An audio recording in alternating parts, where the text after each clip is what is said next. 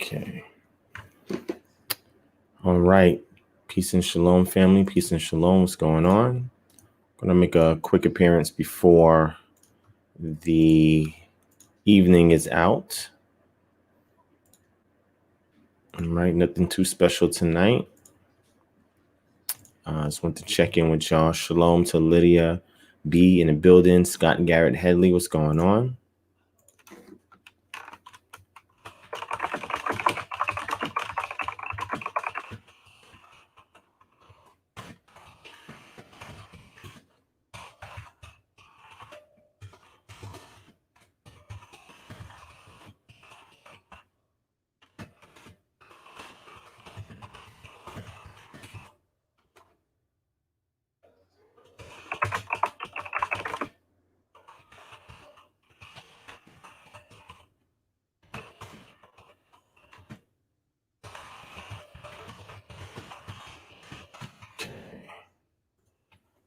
All right, so just give y'all a second for y'all to come on in.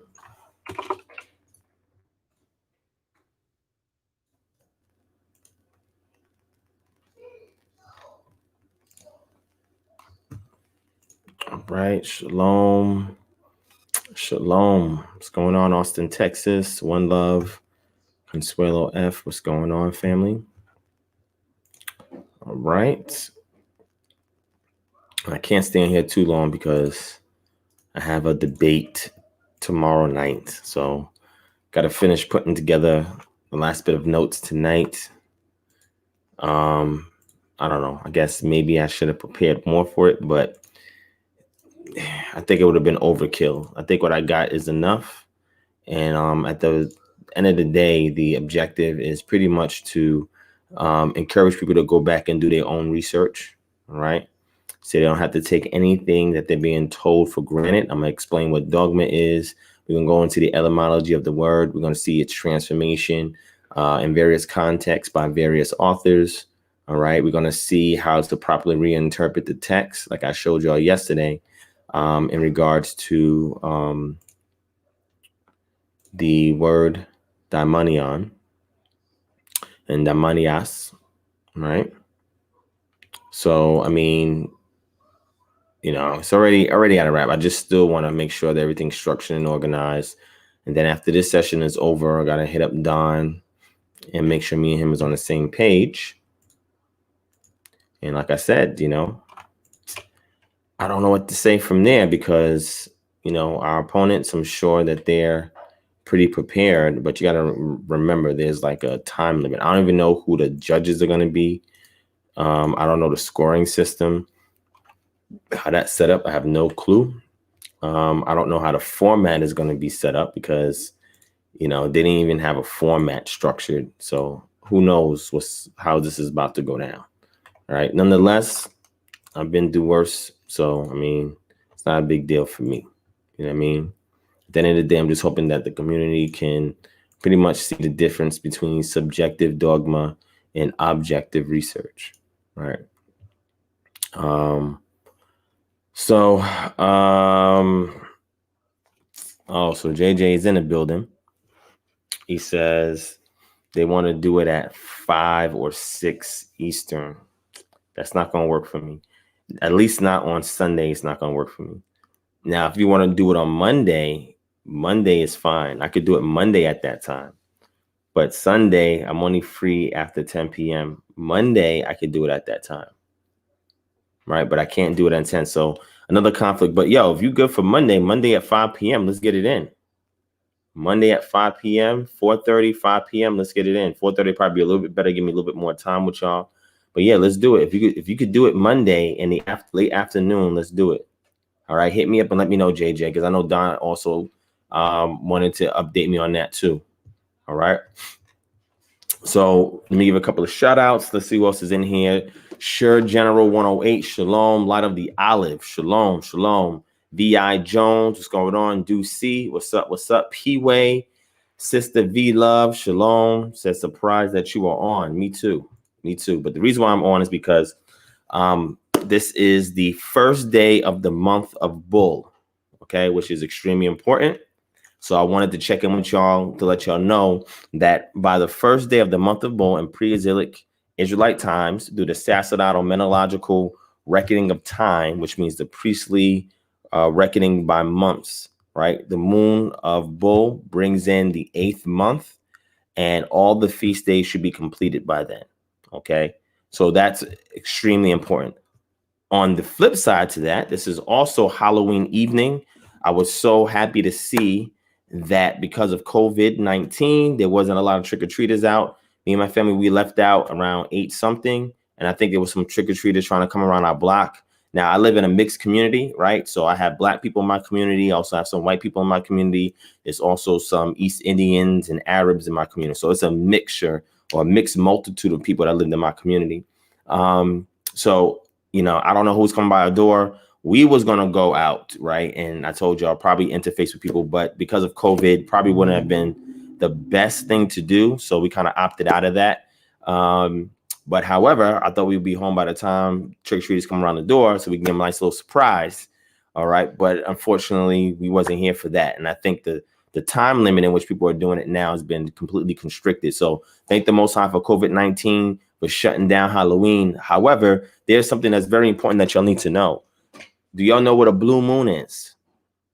Do y'all know what a blue moon is? Because we have a full moon out tonight, and that full moon in the evening indicates the beginning of another day. And in this case, according to the pre-exilic sacerdotal menological model, right? Pre-exilic Israelite, priestly reckoning of months type of calendar, right?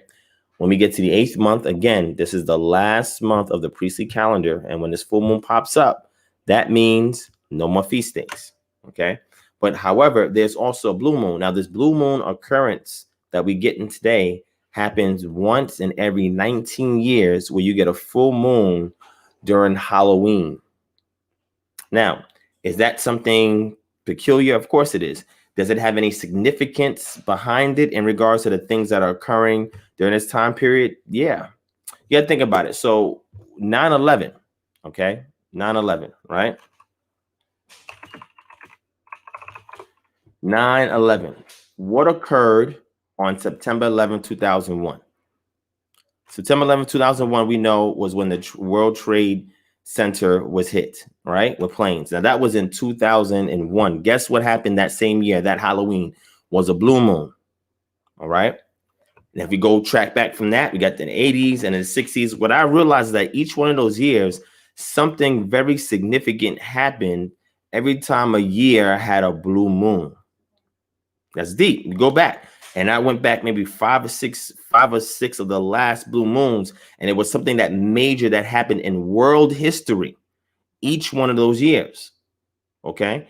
Now that's extremely peculiar because also what I've noticed is that on a lot of those years, I forgot which ones, we also have this full moon of Bull coming in, indicating the 8th month of the pre-exilic Israelite sacerdotal menological calendar. I know that's a lot, it's a mouthful. Sometimes I just say the KHM pre-exilic calendar, right? But this has a lot of significance. It's very interesting. Now, I'm not saying this to spook you all out, right? All I'm saying is I don't believe in coincidence, right? Whenever there's a coincidence, there's something greater that's at play, that we in the natural are witnessing something in the supernatural occurring, okay? Things that we don't have any control over, right? In a humanistic fashion, right? There's some kind of divine threading that is creating a tapestry that is pulling things together. So I thought it was interesting that COVID-19 happened this year, and the same year we have a blue moon that happens once every 19 years. And the last time we had it was 2001 when the World Trade Center got hit. It's crazy because I always tell the story. I was supposed to have a job interview about 15, 20 minutes, I think, down the street from there. And we was going to pass through there on the way to the interview. We was going to have me and my friend was going to have a walk there because the weather was pretty decent that day. And I overslept. You know what I'm saying? So that's crazy. So I'm just looking at this to say, okay, well, when we go back into the scriptures, right? Let me go to Bereshit chapter 1. And this is a really interesting occurrence that also occurs that we can see. Let me bring it up real quick. Let me bring it up. Now we can see, and I started off when I was teaching in 2016 about this calendrical system, I have brought up, Genesis. It was Genesis chapter 1, verses 14 to 18, I think. Okay. So what I'm going to do is I'm going to hone in on this part here where it says, I'll read the whole thing and focus in on the verse in particular. But it says, and the Most High said, let there be lights in the expanse of the heavens to separate the day from the night, and let them be for signs and for seasons and for days and for years, and let them be lights in the expanse of the heavens to give light upon the earth. Okay. Now that word there for season is moedim, which means the appointed times. We have your feast and so forth, right? But there's another peculiar word there, and that's the word that we get for signs. Okay. So the key thing that we're going to look at there for signs is the word oath, right? Oath. And this is a feminine noun. Okay. Oath. And it's interesting because oath also is what you would use as a suffix that indicates feminine plural, right? But oath, right? So oath literally means a sign. Now, the interesting thing is when I used to teach the Hebrew language, I used to look at the actual consonants, right? Or we call the abjad, and each one of them represented something. Okay. So the aleph represented the bull, right? And the tav represented the mark or sign, right? However, when we look at oath here, the aleph we know is silent. So the wav has a holam over it and a tav. So it's oath. Right. However, when you see it actually spelled out, you'll see what's called defective writing, where the wav is removed. However, the holam is preserved, and it gives it the oh sound, the ot, right? So you're really looking at it the way that is presented with the aleph and the tav, right? You can say the wav. Let's say the wav as well, right? Let's keep the wav there. I'm gonna show you this, right? So I used to teach it. I said, okay, your aleph represents the ox, right? Then you have your wav, and then you have your tav, right? So the wav is important because it's like the thing that holds things together. That's why they call it a conjunction, because it pins things together. And then you have your tav, which is really a sign or marking. Well, when you look at ancient times, that they used to do with cattle, they used to put markings on the cattle, right? They used to brand markings on the cattle, so that way individuals knew whose cattle was who. Okay. So now when we're looking at this word, oath, what comes from the root word avah, which literally means to sign, to describe with a mark, to mark something. Okay. To draw. This is very interesting. Okay. So when we look at this and we see that we have this sign, because according to the text, we read it in Bereshit chapter 1. All right. I was at verse 14.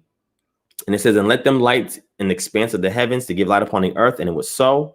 And the Most High made the two great lights. Now, that key word there, it says here in the ESV, it says the word he made, right? However, I try to get people to understand when you go back into the Hebrew, it's not the word that you think it is. People think, okay, he made the sun, moon, and stars from scratch on this day, and that's completely not the case. Okay, so if you go to verse 16, and we go into the Hebrew for verse 16, right? We see something very interesting in regards to that word that's used there for made. Okay, so the word there for made, the root word is the word asah, and asah literally means to establish something. Okay, it means to have something be done, not to create something. Okay.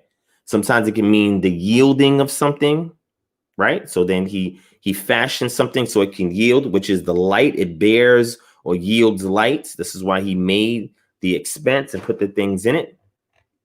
And these things are very interesting for you to keep in mind. So why ya'as Elohim et sene hamerot hag gedolim et hamaor hagadol le memselet hayom ve'et ham maor hak katon le memselet halayla ve'et hak kokabim. This is the stars. Kokabim, which is for the stars, right? So the key word there is again the asa, which in this case we have as a conjunctive wav, right, and a cow stem. which means is we have it in the imperfect. This is why the conjunctive voice makes it imperfect. We have the third person masculine singular, right? When we look at the prefix, which helps us to understand what's going on there, okay? So as we're looking at this, we say, okay, so he assigned them these lights, and it says the Most High set them in the expanse of the heavens to give light on the earth, to rule over the day and over the night, and to separate the light from the darkness. And he saw that it was good. Key thing is that he made the lesser light and the greater light. The lesser light is the moon, the greater light is the sun. And we know right now from studying astronomy that the moon reflects the light of the sun. Okay. So why am I saying this? Why is it important? Well, if the sun and the moon are designed to be there as an indicator for signs, let me show you something interesting. Okay. And this is just to understand it. In those times when they saw the moon and the moon looked strange, like you have your hunter's moon, which is when the moon is really large, right? And use that to indicate that the fall season is coming in. Then you have your blue moon, which we have here, which is once every 19 years, right? We can track it now. Then you have your dark moon or the blood moons that we see that happen sometimes. All of these are indicators that something is going on in the minds of those during ancient times, right? When we go to Yoel chapter 2, verse 30 and 31, we see something very peculiar, all right? Now, this has to do with things that are happening in the end times, okay? And it says, I will show wonders in the heavens and on the earth, blood and fire and columns of smoke. The sun will be turned to darkness and the moon to blood before the coming of the great and awesome day of Yod-Heh-Vav-Heh. Okay. Now, that is, again, an indicator in regards to looking at the celestial bodies and seeing these things occur, and these being indicators that things are going to happen. Okay. When we go to Matthew chapter 24, verse 29, it says, immediately after the tribulation of those days, the sun will be darkened and the moon will not give its light. The stars will fall from the sky and the powers of the heavens will be shaken. So now when it says the stars will fall from the sky, you know, in ancient times, they observed meteorites coming into Earth's atmosphere and crashing. So in their mind, these were stars that were falling from the expanse of the heavens that were coming down to Earth. So you're talking about meteor showers that are occurring.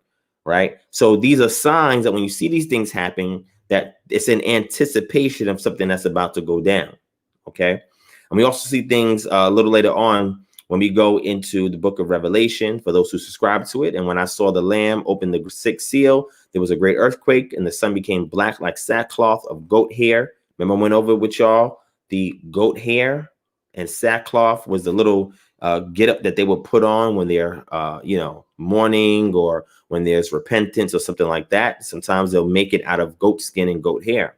And the whole moon turned blood red. And the stars of the sky fell to the earth like unripe figs dropping from a tree shaken by a great wind. Okay.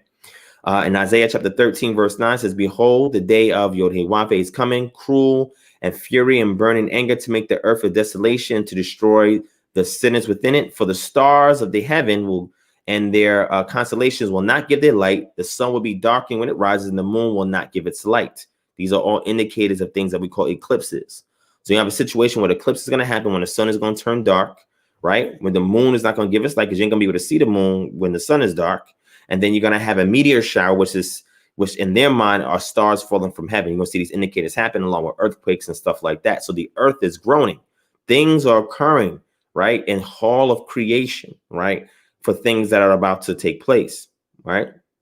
So when we go to Isaiah chapter 34, verse 4, it says, all the stars of heaven will be dissolved. The skies will be rolled up like a scroll, and all the stars will fall like withered leaves on the vine and foliage of the fig tree. Jeremiah chapter 4, verse 28 says, therefore the earth will mourn and the heavens above grow dark. I have spoken, I have planned, and I will not relent or turn back. Okay. Ezekiel chapter 32, verse 7 says, when I extinguish you, I will cover the heavens in the dark and darken the stars. I will cover the moon with a cloud, and the moon will not give its light. Okay. Again, why am I saying this? Well, I'm sharing this with you because you need to understand that in the mind of the ancients, when they seen things happen in the celestial realm, it was indicators that something was about to take place in the moon. This is why when Yeshua prayed, he says, thy will be done in earth as it is in heaven. There's a reflection of the two. Remember, I told y'all in the lecture I did, which was El Shaddai, Yod-Heh-Vav-Heh, El Elyon, three of a kind are one and the same, where it says that when there are things that are going on in the heavenly realm, whether it's battling or whatever, we see things transpire here on earth as a reflection of that. All right. So these things are important to keep in mind, right?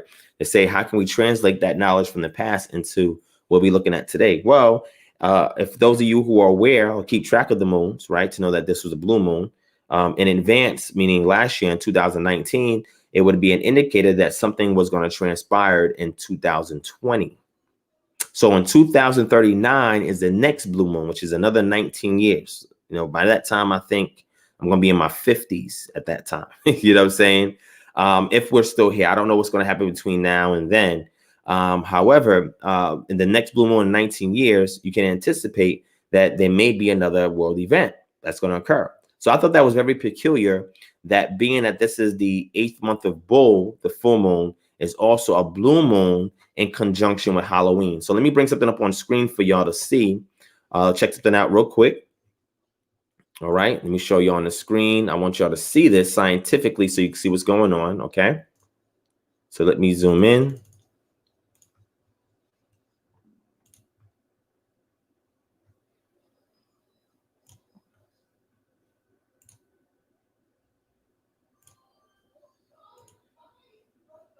Gianluca Masi speak. Full moon nights are those nights that we the astronomers use to sleep. Full moon is receiving. Yeah, this guy, he's from Rome. Speaking Italian, he speaks Italian native. But anyway, it says a live view of the blue moon rising over Rome from the virtual telescope will begin at 12:30 p.m. This is from www.space.com. Sky watchers, ghouls, and especially werewolves, take note. The moon will be full this Halloween night across the entire United States. This is truly special confluence of spookiness. A Halloween full moon visible for most time zones on Earth hasn't happened since 1944. So now we're talking about something that's even more rare, okay? According to the Farmer's Almanac, it won't happen again until what? 2039, which is another 19 years. All right. It says, but wait, there's more. October 31st, full moon also happens to be a blue moon, a designation for the second full moon to occur in a single calendar month. So at the beginning of October, right, ushered in the 7th month, which is Ethanim, and then the last day of October ushered in the 8th month, which is the month of Bull. Okay. It says blue moons are relatively rare as well, occurring on average just one every 2.5 years or so. We saw the last one, it says, on March 2018. The next one is in August 2023. So, and looking at the combinations, right, of the confluence in conjunction with the blue moon, we have a rare occurrence that occurs every 19 years, right? Every 2.5 years, we have a sort of a blue moon. And every, I think, what is it? I can't calculate that amount of time. I think it's, what is that? 66 or 56. 56 and 20 is 76 years from 1944 to now. So we have a confluence of two different things going on. One where the full moon is visible everywhere in every time zone. The full moon is visible, and it happens to be a blue moon at the same time. So look, if we were moon gazing and we were to anticipate this happening this year, then we wouldn't have been taken by storm by what we call COVID-19. We would have anticipated something was going to go down. We were prepared for it and everything like that. Me, I forgot. I wasn't even thinking about none of this last year. You know what I'm saying? A couple of years back, I was kind of tracking this stuff. Trust me, I was clueless. You know what I'm saying? But again, there is some significance, right, in the ancient paths that was laid down, all right, by those who preceded us, the ancestors. And they're telling us that the sun, moon, and stars are there for signs, the appointed times for days and for years. Okay. So it says you can watch the Halloween blue moon live online in a webcast from the virtual telescope today, starting at 12:30 p.m.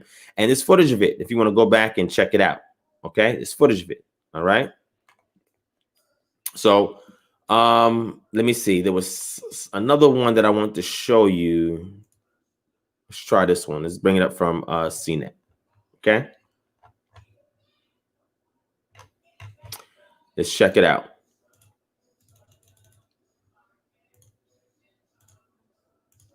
All right. Let me bring it up.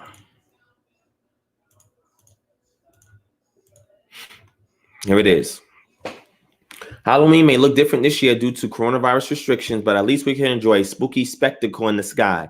A rare second in the month full moon to cap off a month of glorious sky watching.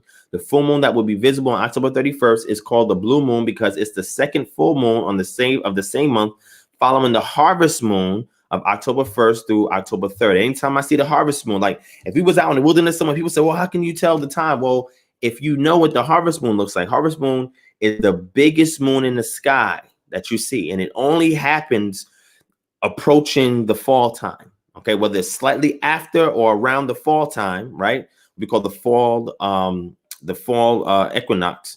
We have a situation where now we see, oh, here's an indicator of what's about to happen. Okay, that we're about to usher into the time where this is the fall harvest. So you'll be able to know if you're just out there, just looking at that moon and counting every other moon from there, from that moon to the next harvest moon, that you know you can synchronize it like that empirically to see what time of the year it is, right? Following the harvest moon of October 1st to the 3rd, and in a rare treat from 2020, Halloween full moon will be visible to the entire world rather than just parts of it for the first time since World War II. Did you hear that? So when a similar occurrence like this happened, World War II popped off, right? Now it didn't pop off, excuse me. It was still going on. I think during that time it was slowing down, but it was a world event that happened, right? When this moon happened to be up. When I was teaching my high school students through a full moon occurred every Halloween, astronomy educator and former planetarium director Jeffrey Hunt told me, not quite, though pop culture decorations make sure it seems that way. The last Halloween full moon visible around the globe came in 1944, right? So you have an occurrence where you have a full moon where you can see it everywhere around the globe. And at the same time, it's the second time that it happens within the same month, which makes it the blue moon, okay? You know that phrase, once in a blue? Okay, cool. There was a Halloween full moon for some locations in 1955, but that didn't include Western North America and Western Pacific, Hunt says. While this year's Halloween full moon will be visible in all parts of the globe, that doesn't mean every single citizen will have a view. Residents across both North America and South America will see it, as will Africa, all of Europe, and much of Asia. But while Western Australians will see it, those in central and eastern parts of the country will not. All right? And it says, want to see the Halloween full moon is so bright at the full phase. It doesn't matter if you're in a crowded city or out on a farm and you don't need pricey equipment. Walk outside and take a look, Hunt says. And we noticed this as we were heading back home. All right. So I just wanted to share this with you guys so you guys can see what was going on here. All right.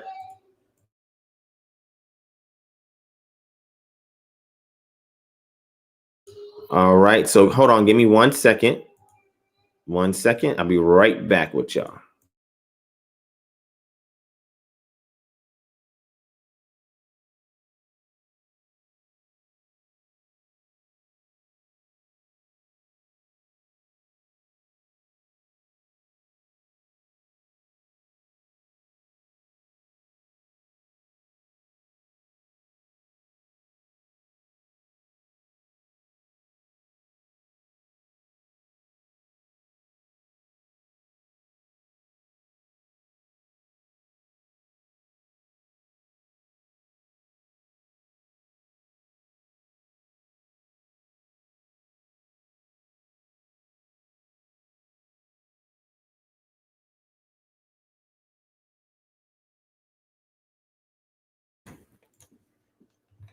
I want to shout out Tony Hill. Thank you for the donation. I appreciate that. If not worshiping evil spirits or anything of that sort, is dressing like a character from a movie, TV show considered pagan? If that's your day job, are you an actor or actress? I mean, it should be fine if that's your day job. I'm not sure what you mean by that. Maybe you can enlighten me on that. Shout out to my brother Jordan's Cadet for the donation. I appreciate that. All right, so let's see who else is in here. Let me see. Shout out to DB Hebrew Exalted by Yah, Dimitri Elder. Yeah, JJ, just hit me up. 8 p.m. is still too early for me. It's all good. Shout out to Drano Yisrael, Ilei, Amiel Ban Yasharala, Sydney Woods, Shauna Swainson, Von Eric the Dove, By Hearing By. Let's see. Virtue, what's going on? Jesse, Santisteban. They sacrificing tonight, referring to Satanists and black magic practices. Pray against these.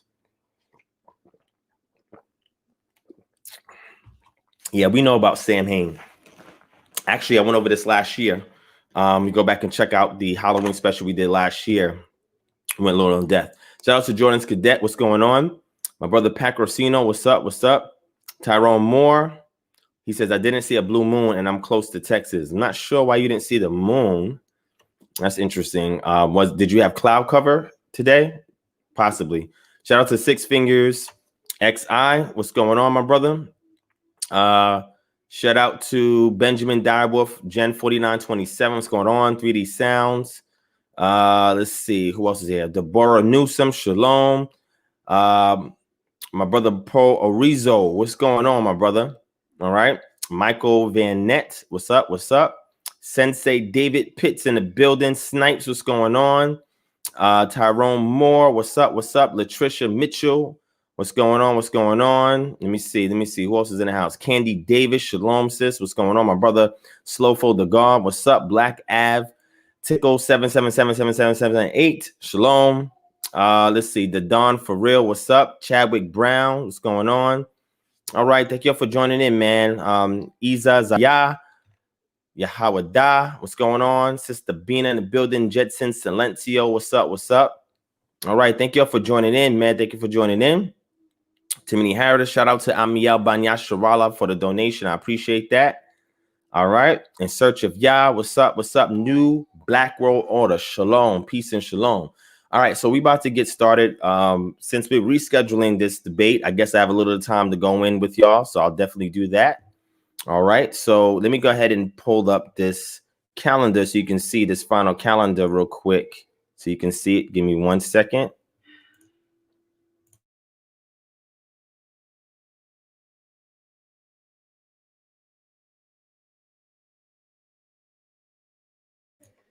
Hold on, let me find this calendar. Give me 1 second.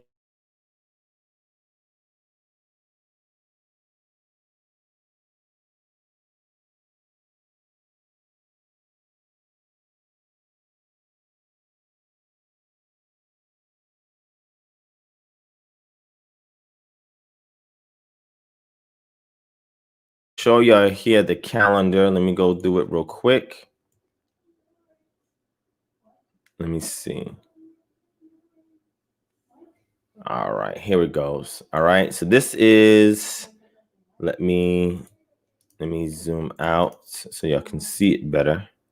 All right, so this is from our calendar released this year. This is for the month of Bull. As you can see, here it says elders measuring end of year constructions with plumb line before wintry rains arrive. All right, and here's the image of the two elders with the plumb line, and you have a building in the back. Okay, now this is interesting because let me show you why this was significant. Okay, so what the brother did was he had this picture with the elders, and I said, hey, look, you got them holding a plumb line. Put some kind of construction in the background. Let me show you the importance of that if you go into the cultural literature so you can see what's going on here. So I'm gonna go ahead and share it with y'all. All right, so hold on, check it out. Check it out. Let me show it with y'all. Let me bring it up here. This is 1 Kings 6. All right, we're gonna go to 1 Kings 6. All right, and check it out. Let me show you why this is significant. Okay, so we go to 1 Kings chapter 6. Right, in verse 38, it says, in the 11th year, in the month what? Bull, which is the 8th month, was the house finished throughout all the parts thereof, and according to all the fashion of it, so was he 7 years in building it. This has to do with the construction of the temple that Solomon put together. Okay. All right, and we see it here. It says in verse 1, and came to pass in the 480th year after the children of Israel were come out of the land of Egypt, and the 4th year of Solomon's reign over Israel, in the month of Zeph, it says, which is the 2nd month, that he began to build the house of Yod-Heh-Wav-Heh. All right, so this is why I said, yo, that would be dope to have these elders, you know, dangling this plumb line, all right, to make sure everything is even and everything like that at the month of Bull, because that would be the end of your construction period, because then the wintry rains would occur and you couldn't do no construction during that time. They typically didn't do no construction during the winter time. Okay, so I thought that was significant and for us to actually have in a calendar, which goes in alignment with what we see in 1 Kings chapter 6 verse 38. Okay, so here, if you want to see, this is the actual calendar itself. All right, you can see we're right here, October 31st. All right, we have our evening. This goes into our month of Bull, right? Which means tomorrow during the daytime, it'll be the daytime will be considered the first of the month, right? But we ended it off on the 31st, okay? All right. So just wanted to share that with y'all so y'all can check it out and see. And again, it's also one of the late harvests during this time is the harvest of olives, which still persists throughout this time. And they typically collect the rest of them before it starts raining. All right. And they bring that into the storehouse. OK, so I want to shout out everybody that supported and, got our calendar. Like I told y'all, this is the last month for it. So after this month, it won't be no longer available. So if anybody don't have a copy of it, email us at kingdomharbinger@gmail.com so we can get you the last bit before this month is over, because once this month is over, we will no longer have this calendar available at all. Okay. And we're working on the calendar to release it by February of next year. Okay. To have the next calendar done. All right. And that one will also be a physical calendar, which we'll be selling this year. It was kind of too late in the game to really ramp up production for a physical calendar. But next year, we should have our digital and physical versions of the calendar. All right. And when you purchase it physically, you also get access to the digital. Some people just want the digital. So you can get the digital as well. All right. Shout out to my brother Elephant Man Podcast Network in the building. Adoni in the building. What's going on? Let's see. Who else is in here? Let me see. He said, Brother Divine got to open a school and give out shmika. He is just that advanced. One day he will take my advice. That's my brother right there. Good people's right there, man. You're going to help me with that, my brother. You're definitely going to help me with that. All right. So check this out. Jesse Santisteban. Hopefully I'm saying your name right. He said, martial law is declared in Philadelphia. Be mindful of these things, fam. Facts. You see, this is not by coincidence. The fact that we have this blue moon, where we have a rare occurrence of the full moon that did not happen since 1944. It won't happen again to 2039, where it's seen all over the globe. And then at the same time, it's the second moon in the same month, which makes it a blue moon. That's why we say once in a bloom. Imagine, just saw you once in a blue. It's once in a blue moon. That's where the phrase comes from. You know what I'm saying? And guess what? This is the year of that once in a blue moon. Nobody knew that this catastrophe, this pandemic called COVID-19 would just dismantle and bring to its knees this economy and this country, and not just this country, but several other countries worldwide. And this is why looking at the sun, the stars, and the moon every day, if you can, and just watch how these things are moving. These are indicators of things that are happening or going to happen on the earth. All right. Facts. Elephant Man, he put it up. He says all ammo has been removed from all Walmarts. And that's because of what's going down in Philadelphia. All right. This is serious. This is serious. Serious deal. So while you have some of these secular people out there just wanting, oh, we want to go to do Halloween and all that, they missing all of these signs. They're missing all of it. All of these signs they're missing. All right. And that's the problem. You know what I'm saying? We're not on one accord when it comes to what's going on now. And because of such, this is why we're so disconnected and displaced. And that's why these things creep upon us and we're not prepared for it. All right. So Tony Hill says, as far as Halloween, is dressing considered pagan? Well, that's a custom of another culture. That's not Israelite culture. So I don't like using the word pagan. Pagan just means a country dweller, right? But is this something that's outside of the cultural scope and norms of the ancient Israelites? Yes, it is. They did not dress up during this time of year. That was not part of their culture. And if you go into the festival of Samhain, you understand whose culture that was. That's why I say, if a person is a Christian and they have a Celtic background, then it's okay if they want to, celebrate Halloween. That's part of their culture. It's just not Israelite culture. All right. All right. So, Lydia B said, I was today years old when I found out once in a blue moon was actually a real statement. Yeah, facts. It definitely is. Facts. All right. So Elephant Man said Purim is European culture, correct? No. So Purim is part of Second Temple Judaism, and Purim came about during the time of Esther and Mordecai when they were spared by the Persian king, right? They intercepted a plot for Israel to be destroyed, or the southern kingdom to be destroyed, who have turned back during Persian captivity, and preserved them. Purim literally means lots, because lots was casted, and because they fell on the right side, the Israelites were spared. Okay, so no, it is not European culture. However, it is not mandated by Torah, so it's optional if you want to keep it or not. All right. All right, so Lydia B says St. Louis downtown started boarding up spots these past few days. Yeah, man, it's about to go down. So now that we have this blue moon, things about to occur. Once in the blue, these things about to occur, and we can anticipate it. All right. He said, is that against the Most High? Well, I mean, if you are dressing up, you got to give me a scenario. Did you dress up today? Is that what you're saying? You dressed up and you had like a virtual Halloween party or something like that? Like, and are you concerned? A lot of times some people may do it because they have kids, right? They may do it because their significant other may be a Christian and they celebrate Halloween, or secular and they celebrate Halloween, or atheist or agnostic and they celebrate Halloween. And they just want to know, well, if I engage in it, will it be held against me? That's between you and the Most High. The only thing is the Most High told you, do not imitate the things of the nations in the land that you're going in. We were brought here in our diaspora. We're in the land of the other nations, right? So our job is not to imitate the things that they do, right? So if this is their feasts and their holidays, if it's European culture, then it's not our culture. You feel what I'm saying? So that's important for us to understand. All right. Facts. Now, the reason why Ethiopian Jews know nothing about it is because they were already in where they're at today before the establishment of the Second Temple.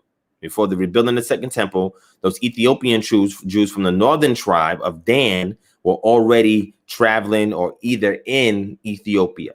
All right, that's why they don't know nothing about it. And this is why when we go back and they observe their halakha, right, and their minhagim, their practice, their customs, and the way they walked out the things in the text, they saw that they were like a time capsule that preserved some customs and stuff that wasn't being performed. They didn't know nothing about the Talmud, right?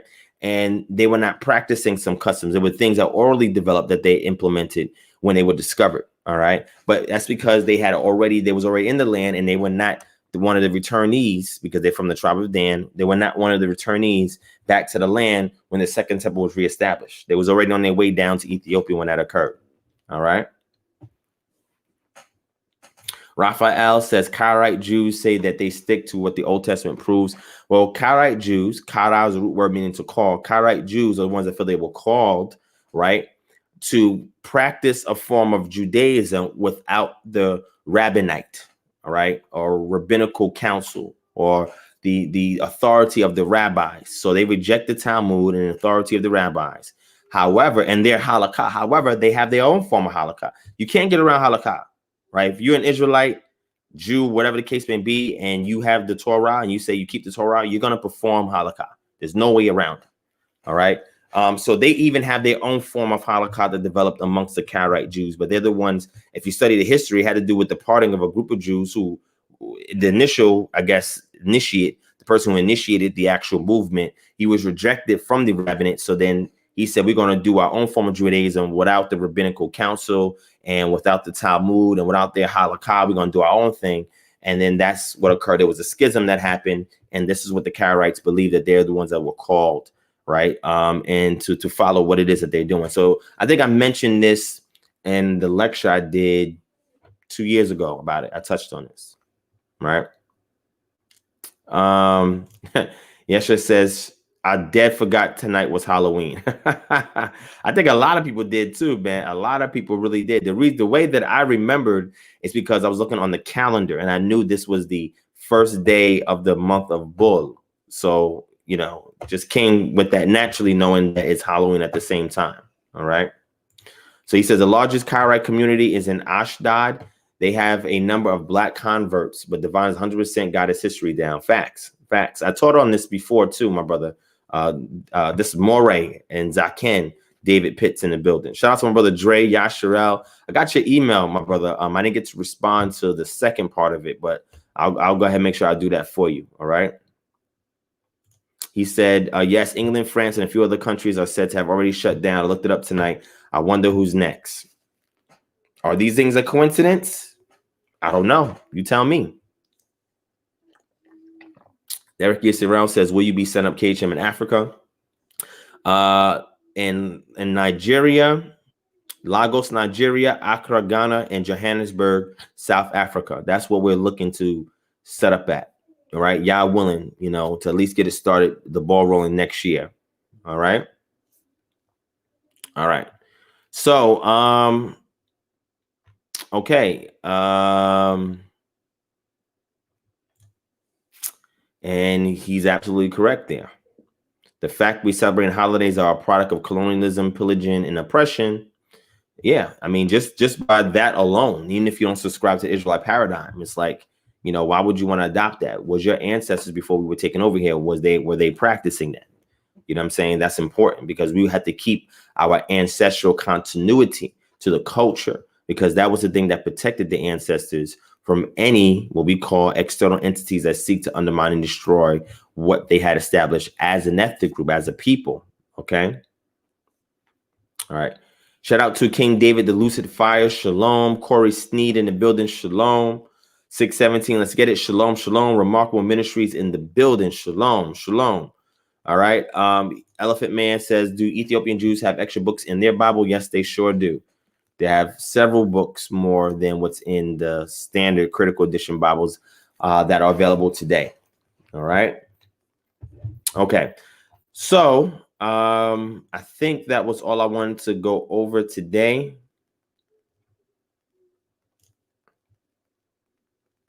Yes, Latricia. Yes, it sure is. Yep, it is. And it's not like that by coincidence. It's not like that by coincidence. All right. All right, family. As y'all coming all in, make sure you hit the thumbs up button. Make sure you hit the thumbs up button. All right. If you're brand new, hit subscribe. All right. Make sure you guys share this video. All right. Share this video. And as always, we're going to have the contact information, support information going right across the screen. Also, don't forget our Patreon, www.patreon.com/DivineProspect. All right. Where we have the 24/7, 365 after party. I just added 3 items on there. That's another book that I didn't get. Actually, I didn't get to mention this book to y'all, but it's on the Patreon. Let me bring it up to y'all so you can see this book. Very, very interesting book. Very, very interesting book. Okay, check it out. Let me show it to y'all. All right, it's in the Patreon, and I think y'all should read it based on what we was talking about yesterday. Right. So check this out because I didn't get a chance to share that. All right. This is called The Origin of Satan by Elaine Pagels. This is a very eye-opening book. Very eye-opening, right? So I recommend everybody get this book and read it. If you're part of the Patreon, it's already there for y'all. This is an excellent, excellent book, man. Excellent, excellent book. It says Elaine Pagels is Harrington Spear Payne Professor of Religion at Princeton University.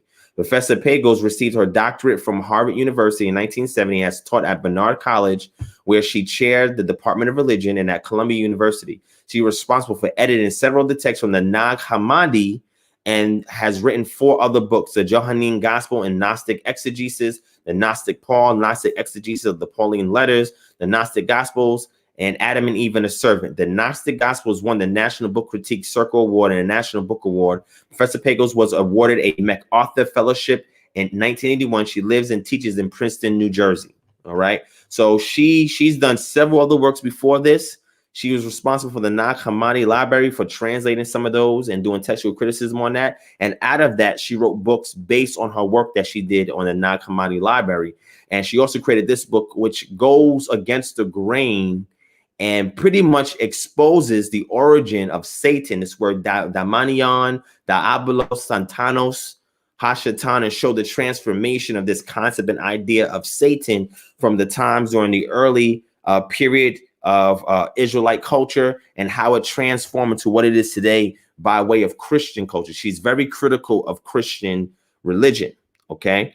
But she also has, upholds the Tanakh. It's very, very strange where her position is. However, she's very critical in general, and very well so, because when you go and read this, she shows you how all of these different things in regards to Satan started to develop into this egregore that we have today, this projected imagination of this grotesque being that exists today, this Lucifer character. And we know the word Lucifer is not even in the Hebrew. All right, that shows up from Lucis as an inflection of the verbal form of Lucis in the Latin Vulgate. That does not show up in the Hebrew. And they said, well, it's the translation from, the Hebrew word Hillel all the way to Lucis. However, they made that a proper noun in there, whereas in the Hebrew, it's not a proper noun. Okay, so again, this book is very eye-opening, and I recommend everybody read it. And again, we posted it up on the Patreon because I wanted to talk about it yesterday. We was getting into daimonion as far as demons, but I didn't get a chance to do that. All right. Shout out to my brother Dre Yasharel for the donation. I appreciate that, my brother. Thank you so much.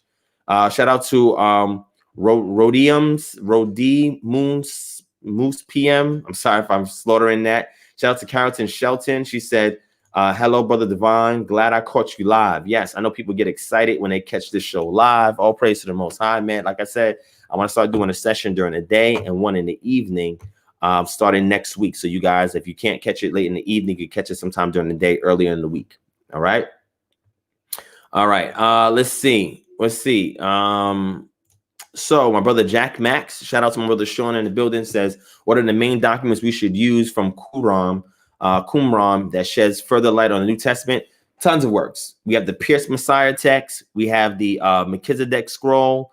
We have the Yahad letter, the Yahad community letter. Tons of these things will show influences of customs, practices, and beliefs that they had at Qumran that we know influenced what we read in the Brit Hadashah.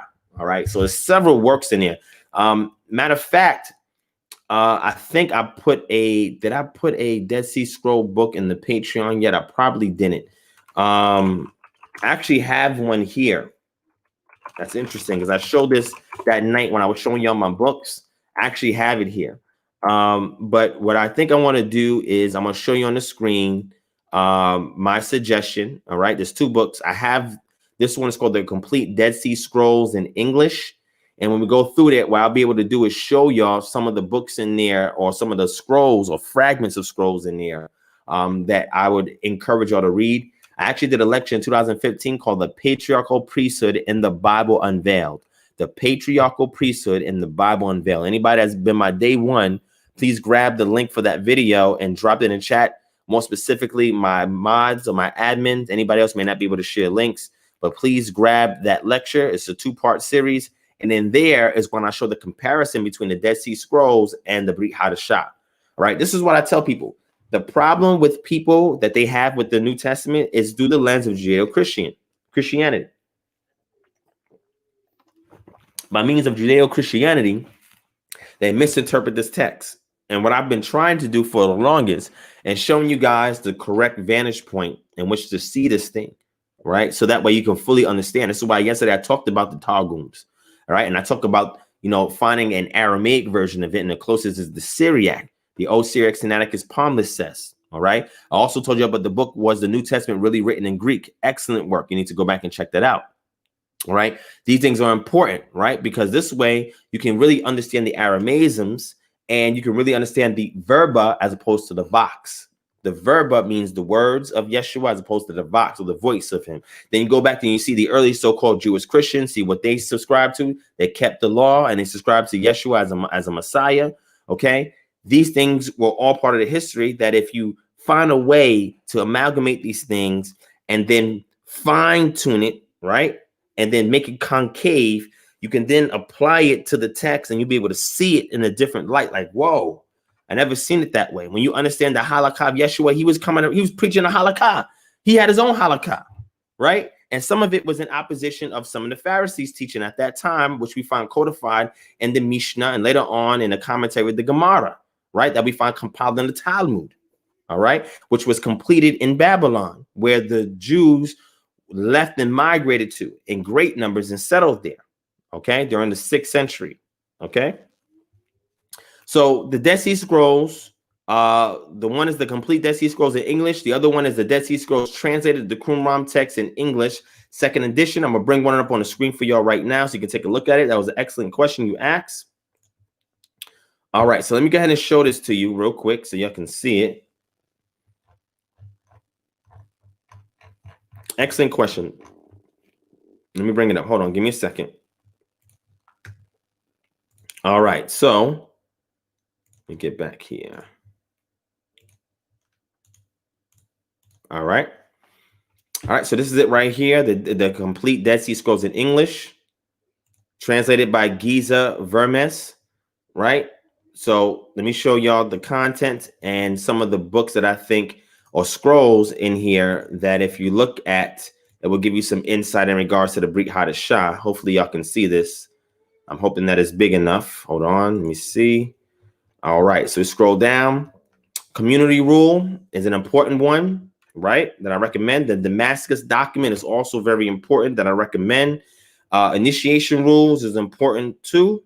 The Messianic rule is important. The Wall Scroll, extremely important. The Book of War, important. The Temple Scroll is important. All right.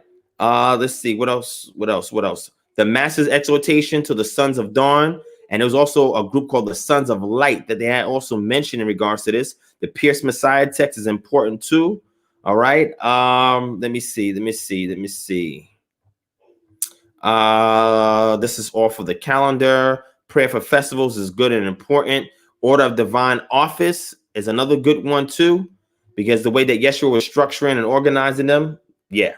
A Messianic Apocalypse is another good one, really good, that I think that would be good. The Beatitudes. Did you know there was a Beatitudes in the Dead Sea Scrolls? Okay. All right. Interesting. All right. Let me see. Is there anything else that I would recommend? Testimonia or Messianic Anthology is a good one. The Heavenly Prince Melchizedek is another excellent one. Let's see.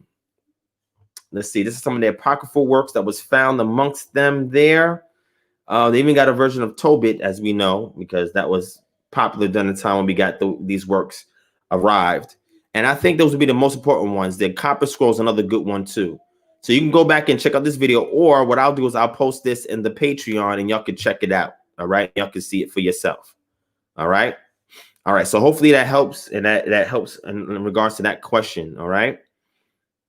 How do you think we should follow their form of Holocaust, seeing as they disconnected from the temple? Well, as you see me scrolling through there are some works that they had there on their Holocaust, right? So what we could do is, or what I could probably do in the future is do a midrash on their Holocaust that they have laid down to extract out of it things that I would say is plausible. However, when you look at some of their Holocaust, and you align this to some things that was being performed when the early movement of Yeshua came about, they like go hand in hand. That's why I gave you the book on the Holocaust of Yeshua. And when you go back and compare it to the Holocaust that they performed there, it's deep. It's deep. And there's correlations. All right. So again, that's an excellent question. All right. All right. So I think so Yawo Evevi says, I still don't understand the egregore. Egregore is a thought form. So it's initiated by some person. Sometimes I believe it's come from some sentinel ontological ethereal entity that creates this idea, this thought form. And what happens is you get a whole bunch of people to agree to it, to subscribe to it, where they begin to directly worship it. And then it takes on a life of its own. That's what an egregore is. All right. So hopefully that answers that question, give you some insight in regards to that. All right. All right. So just give me 1 second, family. Hold on 1 second. I'll be right back with y'all.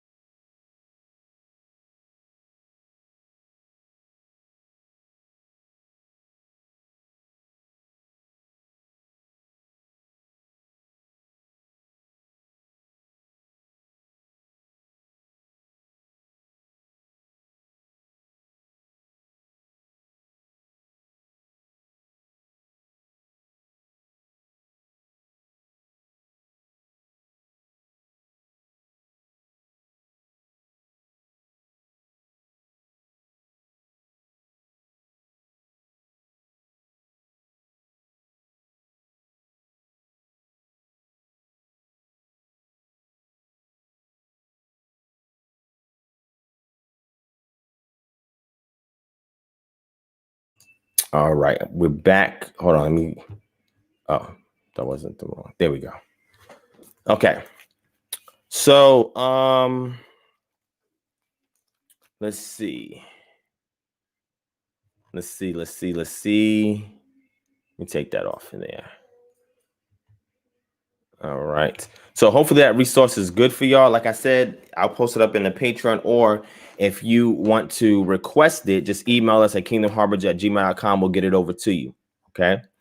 Now, also, I want to say thank you to the people who recently just joined up on our Patreon. I appreciate y'all. Thank you for supporting the Patreon. All right. Again, we see here in the actual chat the recommendation to learn biblical Hebrew, which I recommend as well. Like I said to y'all, one of the great resources to get in regards to learning that language, all right, is going to be this right here, Biblical Hebrew Compact Guide by Miles V. Van Pelt. And you can also get basics of biblical Hebrew. You can purchase that from Zondervan, from several other sites. You can get that, as well as the biblical Greek as well, to learn the biblical Greek. If you go to our Patreon, sign up for the $20 or more as a pledge, you get access to our essentials of biblical Hebrew and essentials of biblical Greek, which will give you enough knowledge of the language so you can work through tools that then from there you can go into actually getting into the more improved or intermediate forms of learning the language, all right, which is extremely important, right? So we have that on our Patreon for those who have pledged $20 or more, because we want to make sure that we give as much as we can. We continue to put books and articles and a whole bunch of tons of other stuff on there. So I want to thank everybody that signed up for our Patreon. We truly appreciate y'all. Y'all keeping the engine oiled and keeping everything running. And with that, we can actually continue to ensure that our credit repair and debt elimination, as well as our credit repair, debt elimination, as well as our Natural Path to Eden health consultation services, continue to offer those as free services to the community. For everybody that's investing into the Patreon, allows us to provide free services to the community. All right. So we really appreciate y'all for investing in the ministry and allowing your dollar to go further for helping other people. All right. And those of you who are still interested in our Natural Path to Eden services, affiliate and consultant employment programs, go back and check out the video. We had the Zoom session. I uploaded it. It's on the channel. You can check it out. And if you're interested, make sure you download the app. It's right there on the screen right here. It says My One Church app, right? So go to your Apple App Store or your Google Play Store and type in My One Church, all right? My One Church app. And then from there, you're going to click it to download and install it. Once you open it up, in the zip code field, type 30064. You'll see KHM show up, King Harbinger Ministries. Click on that entry. You can join one of our groups, or click on the 3 horizontal lines at the top left. And in the menu, click on forms and go to membership details if you want to partner with us and get in here. So, all right. So I don't know who this person is. The Dumb Purple Bird says, how did I get here? How did you get in my recommendations? You need to ask YouTube that. All right. We're not responsible for that. Okay, so you might want to write a letter to YouTube, send an email to their contact us section and ask them, why do we get into recommendations? But if you are here, enjoy. All right. And you can share this with your friends, your family members, and your associates so they can watch this channel as well. All right. Because I'm sure this wasn't by coincidence. He says, wait, is this Hotep? I don't know what you mean by that. This is not Hotep over here. All right. All right. He says, let me see what he says. Divine, is it possible to suggest some topics, pages of interest in the description when you post the books and Patreon, especially the topic pages you went over during? Oh, okay. Definitely. I will do that going forward, Donnell. Thank you for that suggestion. All right. Appreciate that. So the Dumb Purple Bird says Black Israelites stuff. I don't know what you mean by that. I have no clue what you mean by that. However, Raphael says his recommendations was seeking truth. Facts. The Dumb Purple Bird. Let me ask you a question. Did you intend to go out tonight for Halloween? I'm just curious. My brother. Is that what you was intending to do today? And because you happen to be inside at 12:57 a.m. Eastern Standard Time, you just got a recommendation from YouTube that said, look, you don't need to be dealing with that. You need to be watching this. So shout out to YouTube. I'm going to give a big shout out to YouTube for driving traffic in here. All right. We get all types of people. Hey, the dumb purple bird, if you want to get on the panel, you want to have a discussion, let me know. All right. Let me know. All right. Holla at me. All right. All right. So, Shamira Weekly says, will you be offering Hebrew classes? No, I won't be offering Hebrew classes. However, I will offer those classes are available. So if you go to the Patreon at the $20 pledge, you have the essentials, right? And at the $50 pledge, you have the basics courses. And then at the $100, you have the advanced courses, right? So you have these are academic courses for the language, for the essentials, for the layman. Just want to know, how do I navigate these tools and how to understand the commentaries and some of the language forms. And then from there, you go through the full course. And then from there, you go to the advanced course. So all that's available on the Patreon, right? If you're interested at the $20, $50, and $100 pledge points, right? However, I do coaching for the language. So as people are going through the courses, I do the coaching. The reason why I don't do the classes anymore is because it takes a lot of time to do it.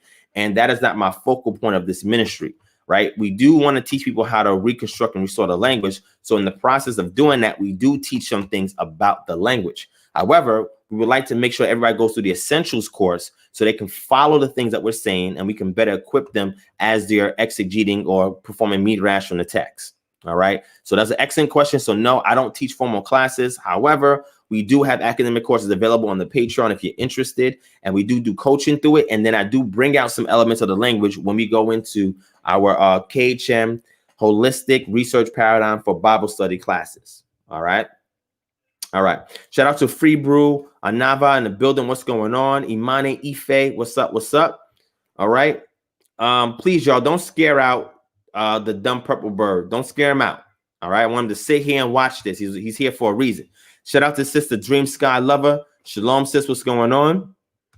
All right. Vicky James. What's up? What's up? Thanks to Sister Gail for inviting me. Yes. Thank you for joining us. We appreciate that. Thank you, Sister Gail, for bringing this lovely sister in. I hope you enjoy the show, sis. All right. Let's see. Who else we got in here?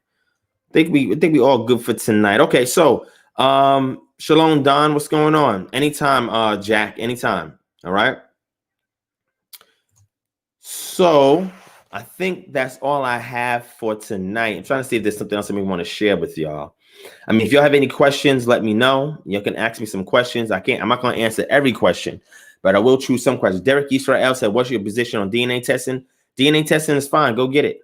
You know what I'm saying? At the end of the day, like I said, we don't have the template of any of the Israelite ancestors as far as the aDNA is concerned. We have not sequenced any of that genome material in order for us to measure ourselves against. Okay.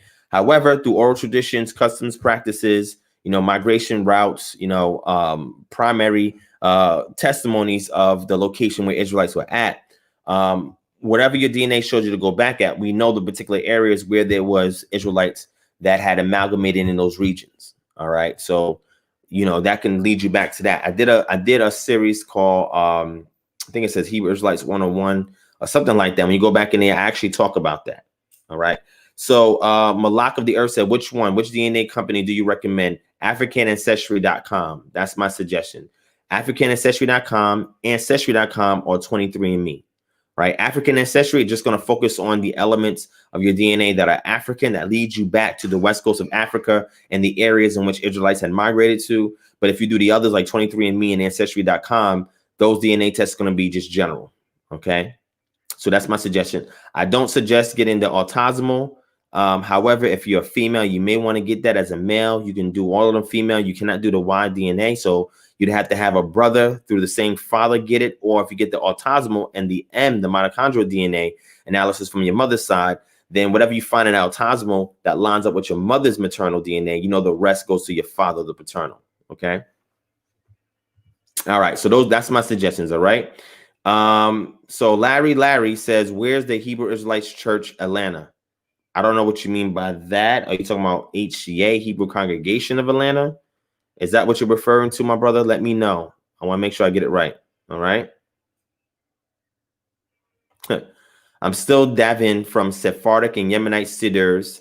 What's your position on Shakrit Mincha, and Mariv prayers.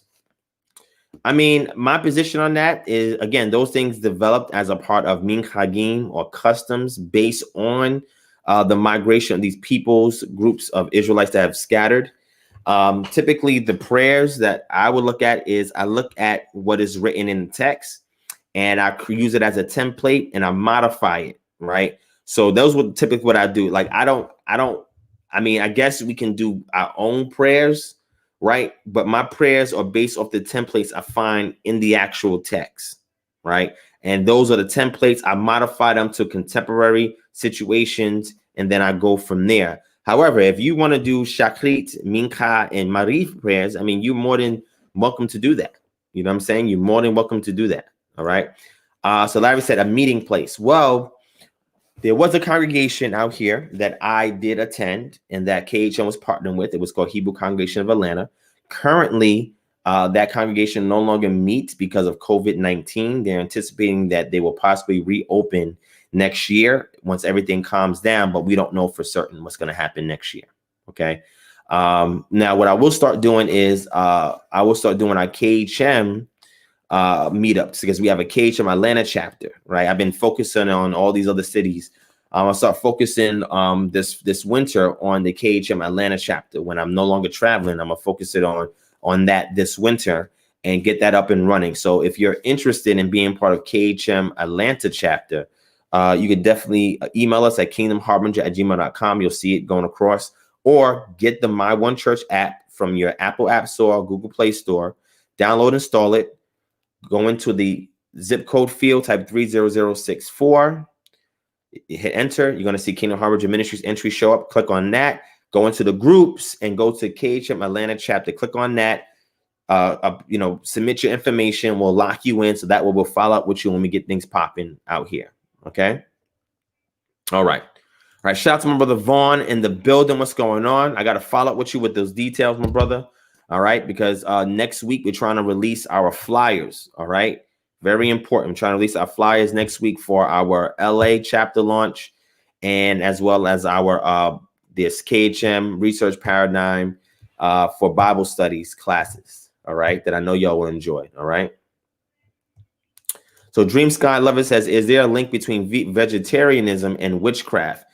Yes, in certain cultures. So there are certain cultures where the priests who would perform things that we will call witchcraft. Some people call it witchcraft. Witchcraft is just the rituals that are done at a priestly level, right? That is outside the norms of a particular culture.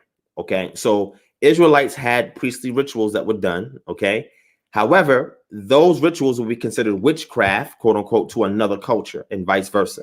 All right. So there was some cults, some ritualistic cults, right, of certain cultures. Some of them in Africa. Some was also discovered in Europe, etc. Middle East, what we call the Middle East, where there were some priests that were strictly vegetarian, and they did a lot of root cutting and work with herbs and a lot of other things. And that was considered witchcraft to outside cultures. It was considered witchcraft, right? But not to that particular culture. It was not considered witchcraft to them, right? So it depends on what culture we're looking at. But if somebody chooses to be a vegetarian and an Israelite, that's not contradictory at all. Okay. No problem, sis. Anytime. All right. Now check this out. What my sister Adaya is saying. She's absolutely on point with this. She's talking about when she got a DNA test, it kept changing, and it will keep changing based on the sample size. As the sample size increases, the frequency that you'll have of affinity to certain groups will also shift as well. So it's never going to be stagnant. If you got your DNA test done 6 years ago and get it done again today, you're going to see a lot of differences. You'll see some differences. All right. And that's the nature of science. It's a self-correcting mechanism. All right. So this is why you're going to see these updates in regards to DNA. So DNA is not the full story. It is not. And DNA testing we do today goes only back so far. It doesn't go back no 5,000, 10,000 years. You can see some affinities. You can't even use autosomal DNA to go back 2,000 years. You can't do that. Can't do that. So there are some limitations. All right. Okay. All right. I think, is that everything? So Mick for real says, do you believe the Noahide laws say that the Trinity is blasphemy? And if Zionists making a move to make it law to control Christians around the world? I don't know what you mean. The Noahide laws have nothing to do with the Trinity.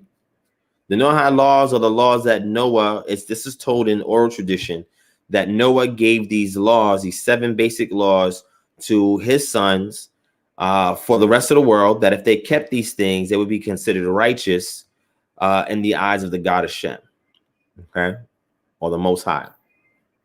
So hopefully that answers that question. All right.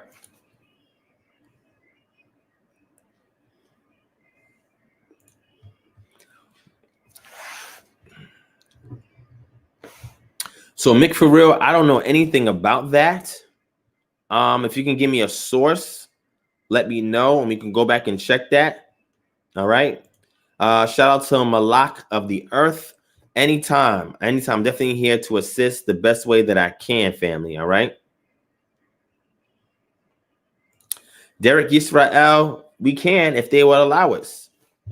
Certain regions of the world, they won't even allow you to dig up answers. Matter of fact, I did a lecture. It's called a biblical exhumation apology for the conscious community.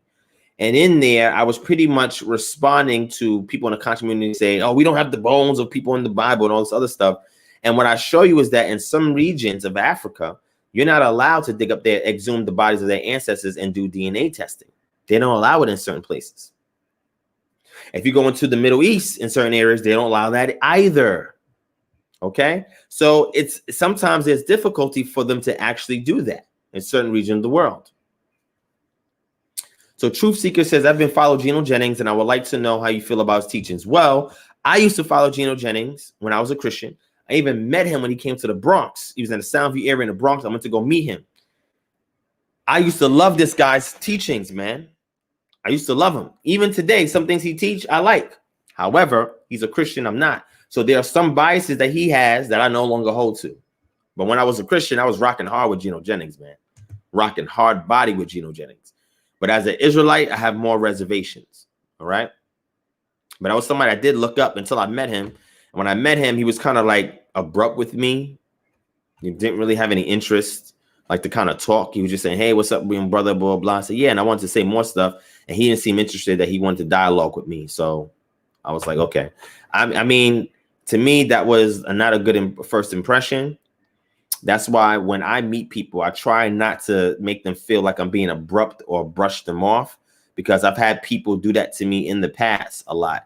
And it's crazy because a couple of those people reached out to me today and they like my work.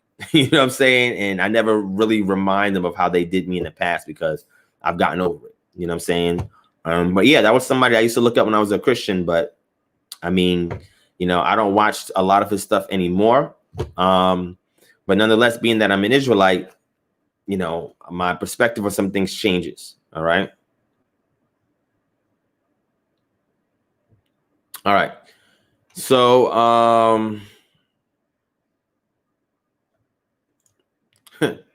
he's asking me a political question. Do you think that if the Democrats don't win the White House, do you think they will blame black people for losing the White House? I don't know. When we get the statistics and we look at the demographic of those who voted, and they see that, maybe.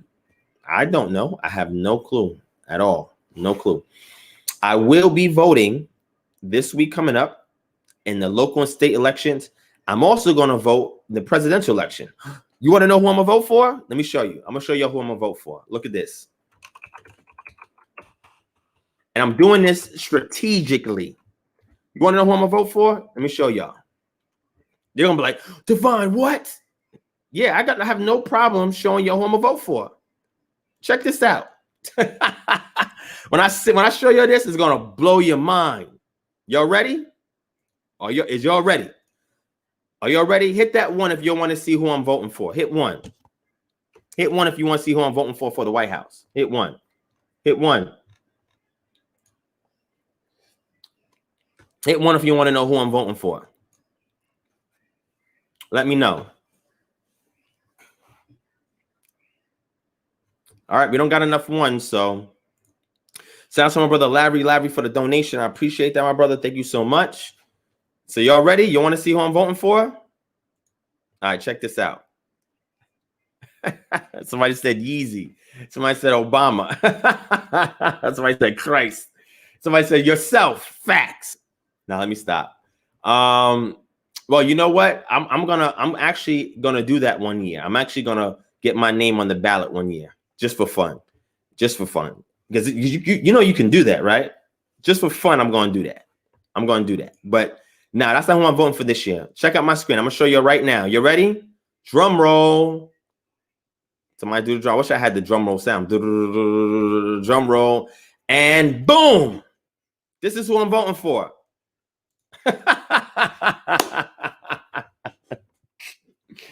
Oh, man. Y'all see the screen? Look at the screen right here. Check it out. That's who I'm voting for. When I go into those polls, that's who I'm voting for president. Do y'all know who this is? Do y'all know who this is? The reason why I'm voting for her is because I play chess, okay? And I'm voting for this person specifically because I want to spite the other two candidates that are running, okay? And this, of course, we know she's not going to win. Obviously, when have you ever seen somebody from independent or libertarian win? You don't see them win, all right? Raphael said you're going to be the only one. No, actually, there's a lot of people that voted for her already because, you know, voting had already commenced. A lot of people already voted for her, but obviously it's not going to be enough. She's not going to win, right? But I'm doing this because every time you vote and it goes for a candidate other than the bipartisan parties, it's a big deal. It's a big deal, especially when they see the areas in which people are voting for this individual. I'm doing this because I'm playing chess. I don't care nothing about none of these candidates, right? Not even her. However, I'm voting for her despite the other two candidates. So that way, when it comes back to looking at statistics for certain regions and areas, this will affect certain things. They don't say, why does one person in this county, in this town, why you vote for her? Yes. Now, when it comes to the local and the state, especially the local, those are going to impact us more. There's some ordinances and things on the ballot now that is going to directly impact my quality of life in the community in which I live. So I do have to vote at the local level and at the state level. But when you vote for the president, you vote on just majority vote. The actual vote goes to electoral college. Matter of fact, let me show you this. I wasn't trying to be political tonight, but since y'all bringing political stuff up, let me show you the process of how somebody becomes president, right? Y'all want to see that? I got a nice little infographic to help out with that. Check this out. Let me bring it out on the screen. Hold on. Let me see if I can find it. Where did I put it?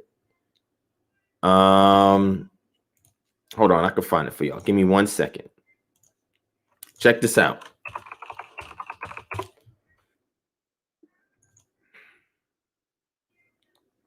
All right, let me bring it up on the screen so y'all can see it. And then after this, I'm not going to take no more political questions. I don't like talking about that stuff unless you want to talk about local and state. All right. Nothing personal. I've already taught on this. I do push voting and stuff. But so anyway, let me zoom in on this so y'all can see. All right. This is how you become president. All right. All right. Can y'all see the screen? Because let me blow it up without me in it. You see this? Wait. Let me do this.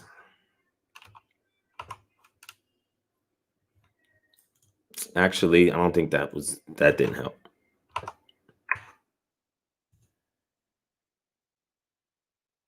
I'm just going to zoom in. All right. Check this out. Let me show y'all so y'all can see this.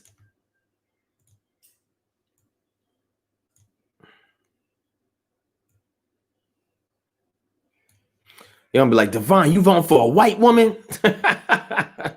Y'all saying that half of y'all going to vote for a white man. So what y'all talking about? I'm just messing with y'all. But yo, check it out. Check it out. All right. So look. How to become president of the United States. U.S. Constitution requirements for a presidential candidate. Natural born citizen. Minimum of 35 years of age, which I meet. U.S. resident 14 years, which I meet. And I'm a natural born citizen. So I meet all three, right? Primaries and caucuses. If you go back and watch my video on the voting, vote or nope, I talk about what a caucus is, okay? It says there are many people who want to be president, each with their own ideas about how government should work. People with similar ideas belong to the same political party. This is where primaries and caucuses come in. Candidates from each political party campaign through the country. Candidates from each political party campaign through the country to win the favor of their party members. And a caucus, party members select the best candidate through a series of discussions and votes. In a primary, party members vote for the best candidate that will represent them in the general election. All right. 2 is the national convention. Each party holds a national convention to select a final presidential nominee. And at each convention, the presidential candidate chooses a running mate, the vice president, right? The presidential candidates campaign throughout the country to win the support of the general population, right? And then it goes down here. Let me zoom in a little bit more. Then it goes down here and it says people in for step 3, which is the general election, people in every state across the country vote for one president and vice president.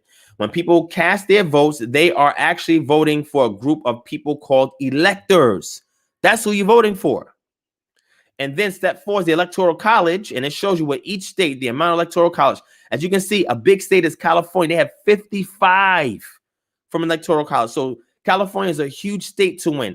Texas, 38, a huge state to win. Florida, 29. New York, 29.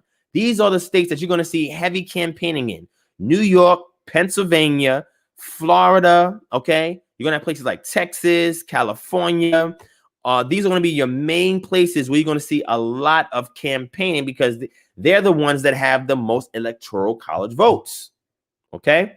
It says in an electoral college system, each state gets a certain number of electors based on its representation in Congress, your House of Representatives, etc. Each elector casts one vote following the general election. That's y'all. And the candidate who wins more than half, 270, wins. Okay? So they had this 538 electoral votes, and you have to win at least 270. All right? Then it says the newly elected president and vice president are inaugurated in January. Okay? So what is a caucus? A caucus is a meeting of local members. Let me zoom in so y'all can see this. A meeting of local members of a party to select delegates to the National Party Convention.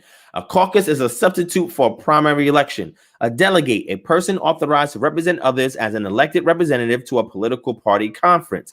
Elector, a member of the Electoral College. Electoral College, the voters of each state and the District of Columbia vote for electors to be the authorized constitutional members in a presidential election. A natural-born citizen, someone born within United States citizenship, includes any child born in the United States, the children of United States citizens born abroad, and those born abroad of one citizen parent. An election, which is the primary, where voters select candidates for an upcoming general election. Winning candidates will have delegates sent to the National Party Convention as their party's U.S. presidential nominees. I'm going to tell you how I feel about politics, right? I teach you how politics works. It's up to you to apply that. I'm only concerned about the mechanics of how politics works. I teach that so then people can go and apply that knowledge. Now, in regards to who's running for this or that, www.ballopedia.com is the last thing I'm going to say on this subject matter. I'm moving off of it, all right? I'm going to move off of it, but let me give you a website.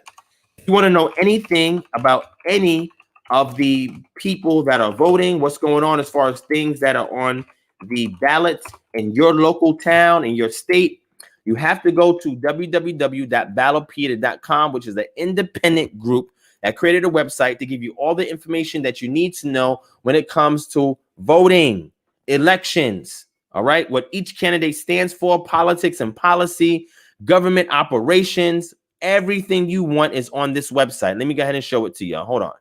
Let me pull up one. And after this, I'm done. You go on here, you get all the information you need to know in regards to this voting situation. All right. Check it out. Let me give it to you. www.ballopedia.com. I'm going to drop the link in the chat. You see that? Once I started talking about politics, 30 people dropped off. Oh, man. Kevin G said, I'm waiting for the backlash from all of this. What are you talking about? From everything that's going on, or the fact that I'm going to vote for Jo Jorgensen? I'm voting for Jo. I'm going to vote for her for president. A white woman, I'm voting for her for president. All right? Just to spike the other two candidates and just to make this thing interesting. However, I'm going to be serious when it comes to voting for local and state. All right. Again, www.ballotpedia.com. All right. There you go. All right. Okay. So let's see. Oh yeah, Andrew Yang. I would have voted for Andrew Yang, man. Andrew Yang gonna make sure everybody gets $1,000 every month. That was one of the things that he said. Everybody gets $1,000 every month. That's $12,000 a year of free money that you're going. And where's it being siphoned from? The tech industry.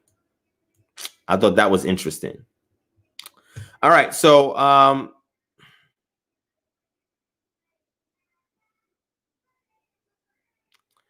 don't know what you're saying, Mick, for real. I'm not sure what you're saying there.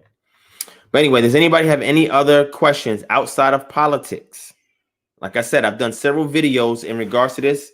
The most important thing that I'm concerned with when it comes to politics is being able to create your own municipal incorporation. That's your own little city that you can create. So you can take back your community and prevent gentrifiers from taking over. Okay? All right. So if nothing else, I'll go ahead and end this short. All right.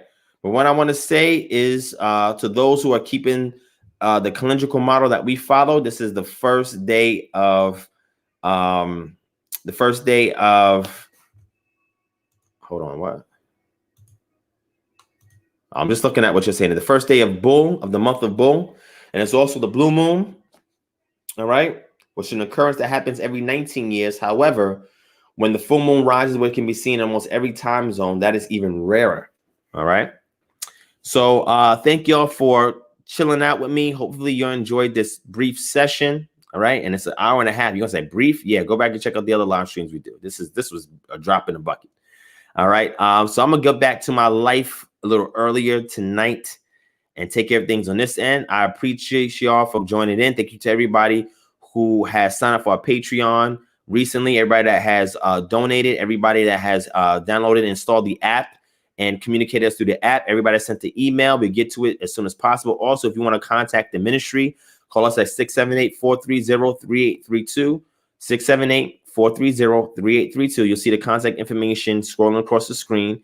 Hours of operation is Monday to Friday from 9 to 6 p.m. All right, call us during that time. When you call, you will get our customer care team, which will take your inquiry, whatever it is, and relay it over to me or another team member so that we can get to it promptly, okay? Again, we're restructuring the organization to get it more fine-tuned and close-knit so we can service the people better and we can expand and enact the change all throughout wherever the lost tribes are scattered in the four corners of the earth, all right? So thank you all for spending some time with me on this Saturday going into Sunday morning. All right, I appreciate y'all. All right, if y'all want to highlight me after this, again, y'all can email me, kingdomharbinger@gmail.com, or give us a call, which will probably be the best thing is calling us or getting the app. The best way to communicate with us, the best way to join up to the things that we're doing, to change the community. Again, please go back and check out the Zoom session I did on Natural Path to Eating. It's crazy because we have sessions like this where I just talk and share information, and then you'll see videos of me going out there and lecturing and going out there and campaigning, and then going out there and you know, talking to people about the protesting situation and voting and all types of stuff, going and doing unity speeches and so forth. But when I talk about the services we offer, right, like Natural Path to Eating and Jubilee May Mission, I got 2 videos up that goes in depth in it. The video that I did when we was in Washington, D.C. for the KHM DMV chapter launch, I actually gave you a free game on how to fix your credit. I gave you a free game on how to do that. Go back to that video, and in the description, I give you everything you need to fix your credit. But if you want us to do it for you, which we can, we give the personalized touch. We do the follow-up and correspondence and everything for you. It'll be even better. So in that video, I did talk about, at least for 45 minutes plus, about how to fix your credit, okay, how that system works. And then I did a sidebar on Natural Path to Eating. But recently, I just did the Zoom session on Natural Path to Eating. These are services that we offer to fix societal ills in the Black community, right? And not just in the Black community. It's mainly for the Black community, but it's not exclusive to the Black community. Anybody in any community, you can patronize our services, right? Because we're taking those funds, aggregating it, and bringing it back to our community to build up our community, right? The scripture says, let's bring it up what the scripture says. Hold on, so you can see why we're doing this, all right?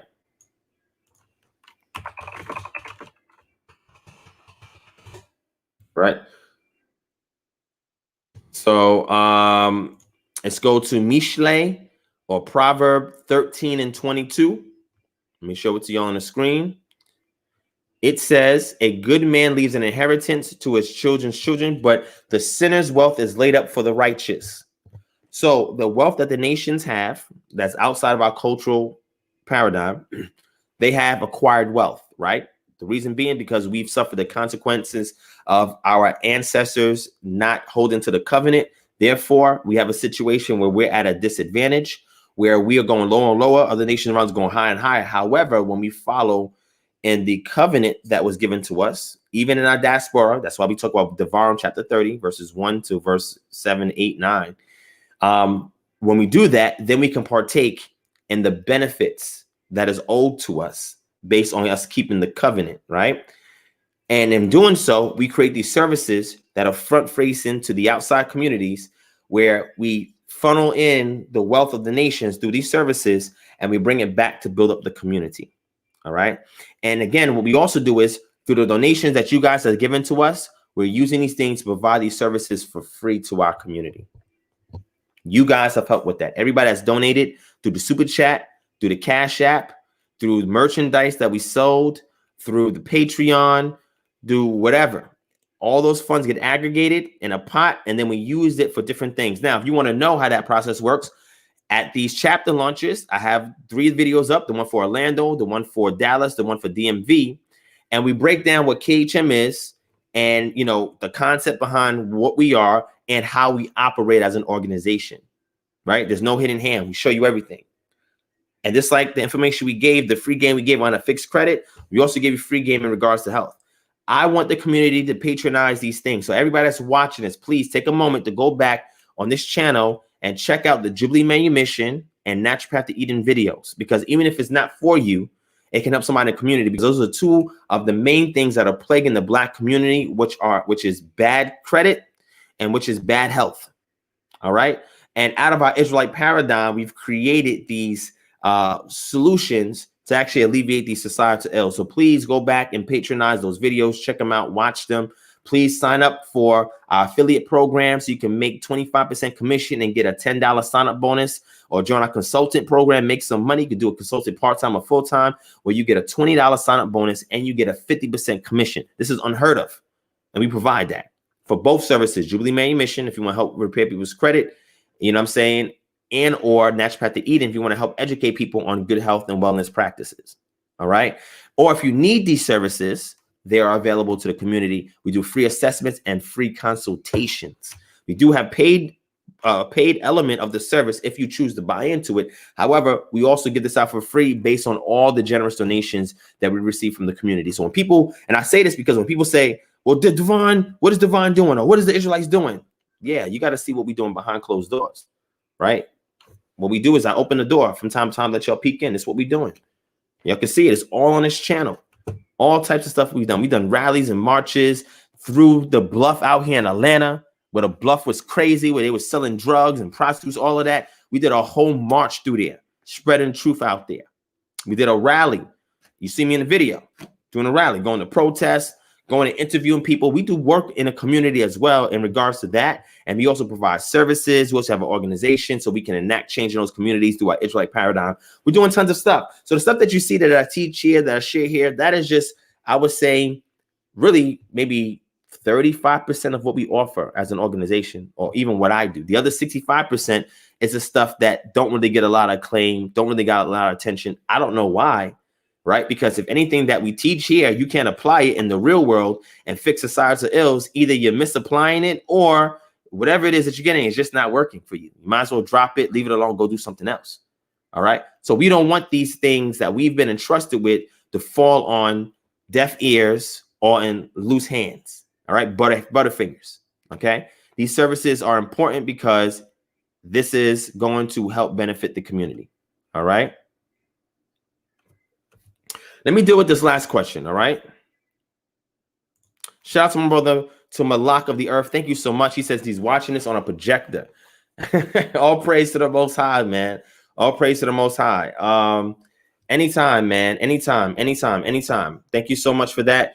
Who's this here? Von Eric Malak of the earth, are you male or female? I don't know if you're male. I don't want to misrepresent you. Are you male or female? I don't know. Let me know. Just put it in the chat. All right. Hey, Brother Divine, did you say Exodus is fake in the past? What? Hold on. What? I don't understand. If I don't understand what you, where's that from? When have I ever said that the Exodus was fake? I've never said that before. I hold to the Exodus, the historical Exodus account. That's what I hold to. So I don't know why you, what do you mean? Do you have a reference to that? Did I ever say that in a video somewhere? Did you hear somebody say I taught that or I said that? Vaughn, please let me know, where did that come from? I have a whole playlist on proving the Exodus. There's no way that I can say the Exodus is fake. I've never taught that. I never taught that. So I really want to know where you're getting at with that, Vaughn.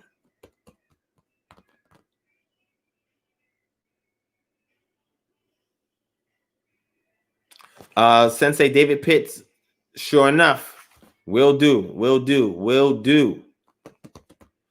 All right. Stack said, "Hey, yo, that's why I had to check. I don't know. I had to check. All right. So that's why I wanted to know, Malak of the earth, are you male or female? You know what I'm saying? Just want to double check. I don't know what's going on with that. Just want to double check. All right. So Vaughn, please tell me what you're talking about. I don't know what you're talking about. It was said on Son of the TV with Zion Lex. What? It was said on Son of the TV with Zion Lex. What video is this? Give me a timestamp. Tell me what video this is. I never know anybody said that about me, which is crazy because I have a whole, okay, you see? So Stacks, it's not an Ayo. It's not an Ayo. It's not an Ayo. I was about to say, my apologies. I thought you was a male at first, sis, but I see you're a female. So shalom to you. My apologies, right? So who said that? Who said I said that? Larry fringes is an ethnic marker so people can identify who you are. Okay? So I suggest that we wear fringes as much as possible if you can. You don't have to wear it every day, but you should wear it occasionally. Okay? I wear it the most Fridays and Saturdays, right? And maybe sometimes during the week. But I really wear it heavily on Fridays and Saturdays. Okay? Especially when I'm keeping the Sabbath, I keep them on. I keep my zeets on when I'm keeping the Sabbath. So when if I'm out and about for whatever reason, I'm not restricted to home, that people can see it and they know what's going on. Or if I'm at an event or something like that, people see and they know what's going on. All right. So please tell me, I don't know what's going on, where this was said in regards to me and the Exodus. Who said that? What video was this? I need to go back and check it out.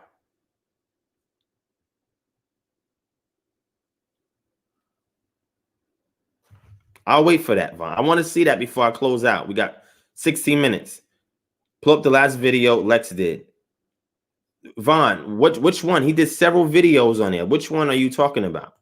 Sister V Love said, I dozed off and dreamed I was in a convention hall meeting people and found out most identify Israel. There was a guy selling online Hebrew lessons from KHM. I woke up to your voice still on. That's funny.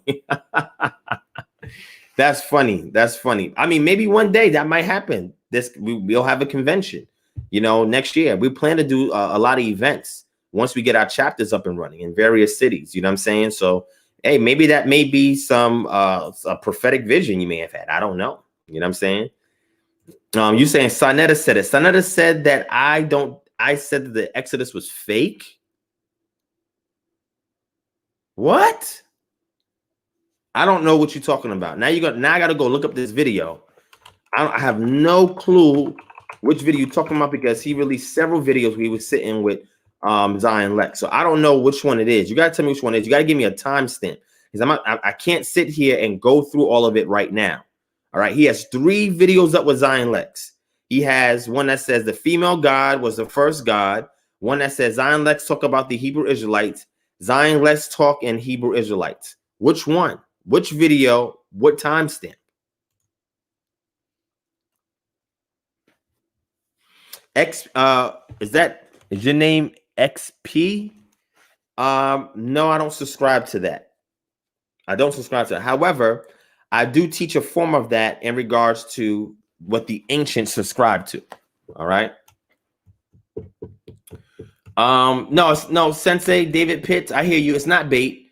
I just want people to know that I don't teach. I don't know where that's coming from. Who would say that I said that? Who said that? Matter of fact, I'm gonna drop the link in the chat for y'all to my entire playlist where I teach that the Exodus occurred historically, the historical Exodus. Let me find it. Now I gotta go and look for it. I'll drop it in the chat so y'all can see it. Where is it at? Let me see. Matter of fact, I think is when you first go to my channel, it's there as a playlist. Let me see. Where is it at? Here it is.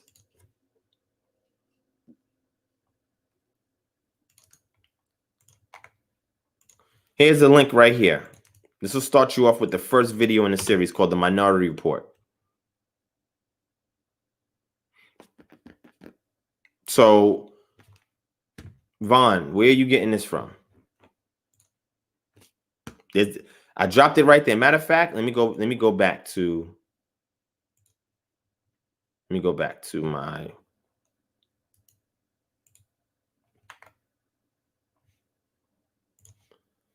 it's the Israelite Exodus proven.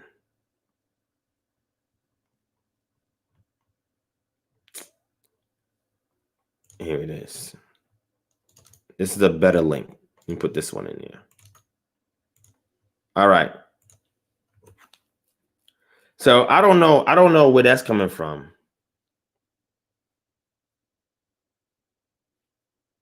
I don't know. For instance, the amount of people that came out of Egypt, because Zion said send down Sod, don't believe that it's possible that. All right, so thank you for Yehuda Ben Yisrael. He said he's probably referring to the amount of people that came out of Egypt, because Zion said 600,000, and Sod don't believe that it's possible for 70 people in 200 years. Okay, I see what you're saying. Yeah, I don't teach that 600,000 people came out. Actually, that's referring to the men of war. They say total was up to 3 million people that exited out. I do not subscribe to that. Maybe that's what you're referring to. If that's what you're referring to, then no, I don't subscribe to that. And you know why I don't subscribe to that? Because of the text. Matter of fact, I did a whole lecture on that. Let me show it to y'all. And I did this lecture back in 2016. Over 4 years ago, I did this lecture. There's no way that I could have taught that the Exodus is fake, because I still hold to the things I taught in there. Here's the link to the lecture right here. The name of the lecture, if you go back and check it out, it's called Revisiting Exodus 1237, How Many Israelites Actually Exited Out of Egypt. Okay? That was one of my favorite lectures that I've done. I love that lecture. Matter of fact, there's a component in that lecture that I'm going to do a whole video on. All right? So Sensei David Pitts actually talked about that book. If we go to a lecture that I did called Crows on a Straw Man, Part 2. On Crows on a Straw Man, Part 2, I talked about we the Black Jews. Matter of fact, check this out. I'll show you on the screen. Let me drop this in here. That's the link to the video, Sensei David Pitts. But let me bring it up on the screen so you can see it. You see this right here on the screen? This is the video. See this?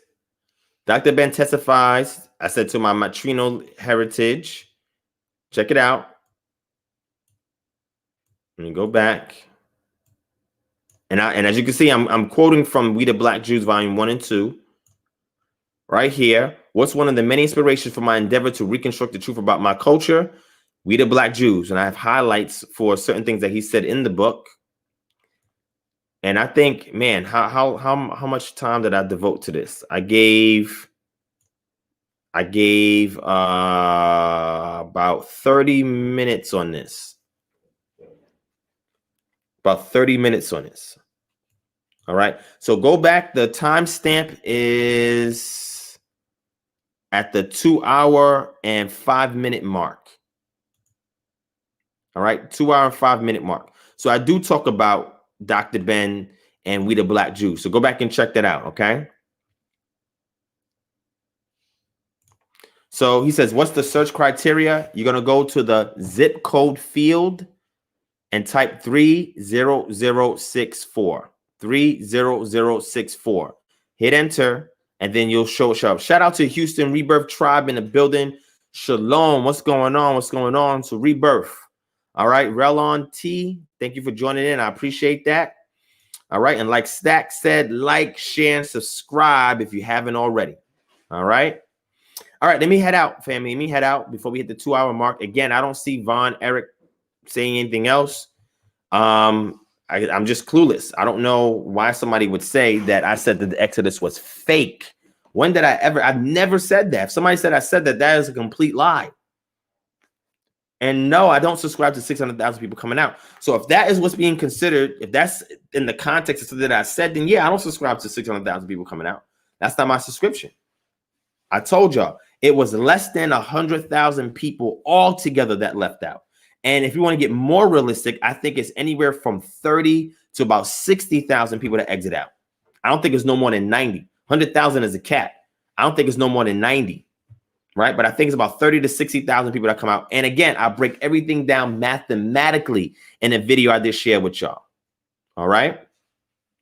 All right.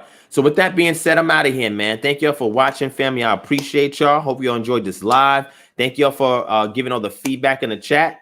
All right. He says, I'll go through the video tonight. Yeah, please do.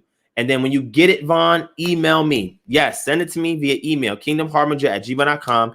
Email it to me with the timestamp so I can hone in on it and see what the context was, because I've never said the Exodus was fake. All right. And then I'll respond to that on my next live, whatever that was. And I'll also speak to Sonetta or Zion Lex, whichever one of those brothers who I'm cool with, you know what I'm saying, may have made the comment about me. I don't know why I came up in regards to that, but I'll address it. All right. But thank you for the heads up, Vaughn. I appreciate that for being my ear. Y'all my ears to the street, man. Anytime something goes down, anytime somebody mentions my name, somebody always inbox or email. Yo, shout out to y'all, man. Thank you, everybody who have subscribed, who share these videos, who's liked these videos, who's followed this ministry, who's telling people about it, who's spreading the word. I love y'all. I appreciate y'all. I don't know if I say that enough. Y'all keep things afloat. Y'all keep things interesting. Y'all keep me accountable, keep me engaged, keep me obliged. All right. Y'all the truth. Y'all the VIPs. All right. I'm here to serve y'all. And I appreciate y'all for making this ministry for what it is. It's a KHM ministry for the people. All right. For the people. All right. And again, we'll be in LA November 14th. We'll be in LA November 14th, and we'll have our KHM research, KHM holistic research paradigm for Bible study classes beginning soon. Hopefully this upcoming week. It just depends upon when we get the flyer done. All right. When we get the flyer done, I want to give at least a week advance notice of promoting it before we go live. All right. And thank you to everybody who joined the app and who also showed interest in the class already. That's the best way to show interest in a class is the app. Because I'm telling you right now, if you want it, you either have to be on Patreon or have the app. That's the only way you're going to know about these classes. Okay. And when I go live and I talk about it, I'm going to refer you back to the Patreon or the app. Patreon, you make a pledge. The app, you don't have to make no pledge. You just sign right up for it. Okay. And that's the best way we can communicate with you through the app, not just the videos. The app, we can reach you at any time, whether we go live or not.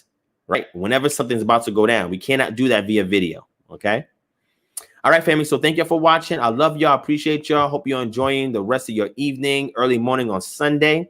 All right. Y'all stay safe out there. I'm going to continue to pray the Most High's will be done in your life, because that's what we're doing. We're throwing up an appeal to the Most High. So that way he can intervene on unfavorable circumstances and drive it towards his will into circumstances more favorable, provided the nature of the situation. We always want to prosukamai, or we always want to do palau or prosukamai. So that way we can motion towards his will. That's what the appeal is. So we can motion towards his will. You know, based on unfavorable circumstances that's occurring, we want to motion towards his will so we know what to do during these circumstances that's in alignment with his will, not our own. And that is what I pray upon y'all. Shout out to my elder in the building, Elder Pastor Kelly Richardson. What's going on, Elder? Elder Sensei David Pitts, another elder of mine in the building. I give respect to respect is due to all the elders out there. Peace and shalom to all y'all leaders out there. Peace and shalom to the women holding everything down, who may not always be seen. Shalom, peace to y'all, and thank you. The men in our community, we appreciate the women, all right? Because some of y'all are also fighting on areas that are the front lines that we are not there at to help and protect y'all and provide and associate. Sometimes you gotta let the women lead in certain areas, and sometimes we just gotta assist her. And if we're able to do that, then she'll fall back when it's our turn to lead. It's called mutual respect. This is how it works. All right. So I want to give a big shout out and thanks to all the sisters for holding us down and allowing things, because I'm telling y'all, man, they're the blood, they're the lifeline of this. Y'all see the brothers and stuff, but it's the sisters really moving things around and getting things done. And shout out to the sisters, man. Much respect to y'all. I want to make sure that y'all hear this ad infinitum until y'all get sick. And I'm going to say it publicly and openly for all the haters of the Israelite community. We love our sisters. And there's our sisters in our community who have expertises that we leverage them for and allow them to leave in those areas. We love our sisters. They understand order. We understand order. They understand mutual respect. So do we. We subscribe to egalitarian reenactment of what we had in the past. So this is why we give our due to the sisters, ensure that they have due equity, so that way they can perform towards the expectations that they have within this community and vice versa. So sisters, I tip my hat off to you. Respect, especially the elder sisters out there in the building as well, that's teaching the younger sisters and grooming them up, and teaching the children, even the male children when they're young, and grooming them up. For the single mothers out there doing this work, shout out to y'all as well. We appreciate that, right? Make sure your sons, when they get of age, link them with a man who could be a great role model to them, especially one that's in this walk, so they know how to walk and treat the sisters and how to handle the community and be obligated to the village and not to themselves. Be driven by the Most High's incentive and not to materialism and capitalism. All right? This is important. And on this channel, we have several videos for the sisters on this channel, at least 4 of them for the sisters to check out. All right? 4 or 5, I think. He said, you should do a lecture on this. I did. Stacks, I actually did. I did a lecture. Matter of fact, I'm going to create a playlist of the videos for the sisters. I'm going to do that. How about that? I'll create a video on that. All right. So y'all can check it out. All right. And I'll playlist, not a video, playlist of the videos I already did on that for the sisters to go back and check out. So y'all can be empowered, edified, and encouraged that you are instrumental in the success of this community. Period. Matter of fact, before I go, I want to show the sisters a book real quick. Hold on. Let me honor the sisters out there. All right. I don't want too much testosterone to blind what we're trying to do out here. Let me shout out an excellent book that I want the sisters to get and to read. All right, brothers, you can get this too. This is an excellent book that I want the sisters. 2 books, actually, yeah, 2 books I want the sisters to read. All right, check this out. Let me grab it real quick. Hold on, and I'm gonna get up out of here. This is for the sisters. Check this out. Hold on.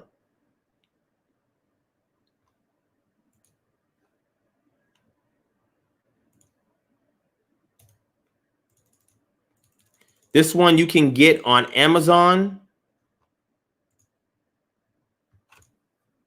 Let me show it to y'all. Put it on the screen. All right, this is the book right here. It's called Rediscovering Eve, Ancient Israelite Women in Context, from Carol Myers. Carol Myers also did an earlier version of this called Discovering Eve. Now, if y'all want that book, it's an old book from 1991. I think it's an excellent book.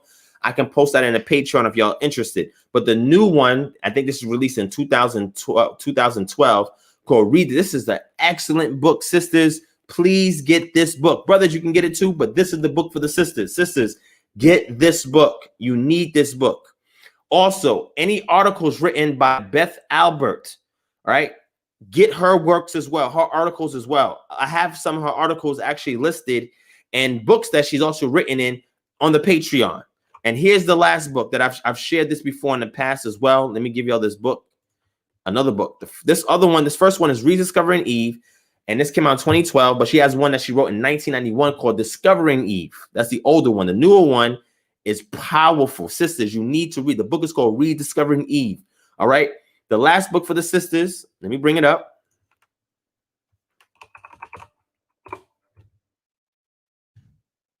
Here's the last one for the sisters right here. Actually, there's several books. Let me show y'all. Let me show you several books. Hold on.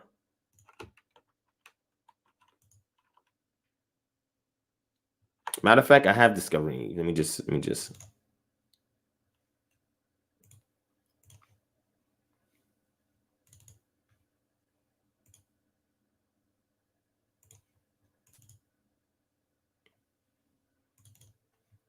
check out all these books here.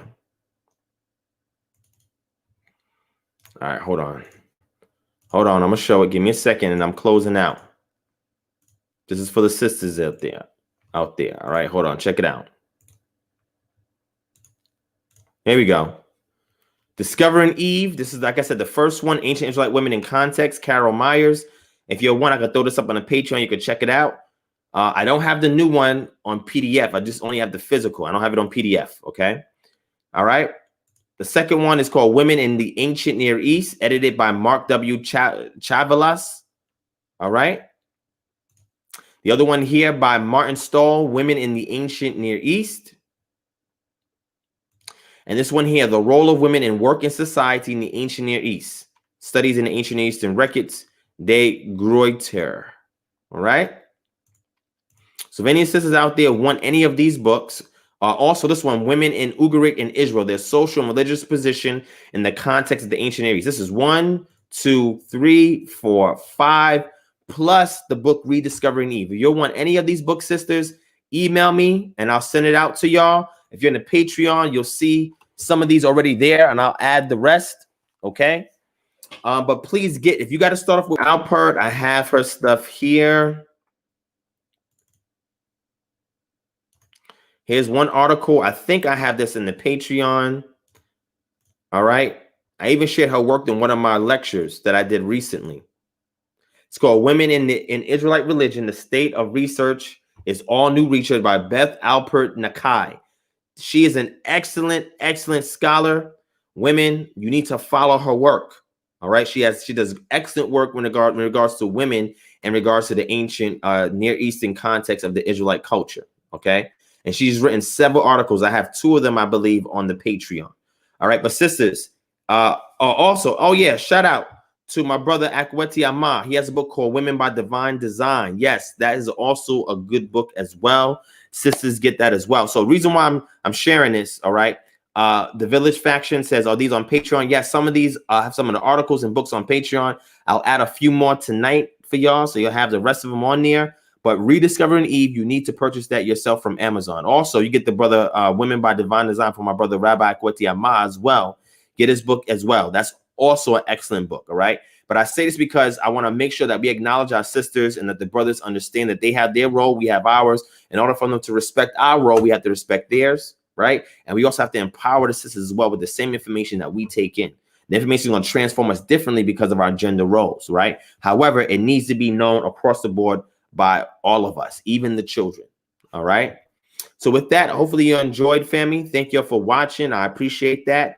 The Village Faction, yeah, what he said is right. He says Isha has been looking for some good books. I think we have to get some books out there that caters to the sisters that they need to read so they can understand themselves within that context of the ancestors, their ancestors within their cultural context. There's a lot of misconceptions. And until you do this type of research, you'll miss it. You'll overlook it just by reading the text through the lens of Judeo-Christianity. You never want to read it like that anymore. Okay. All right. Thank you all for watching, family. I love y'all. Hope you enjoyed. Peace and shalom.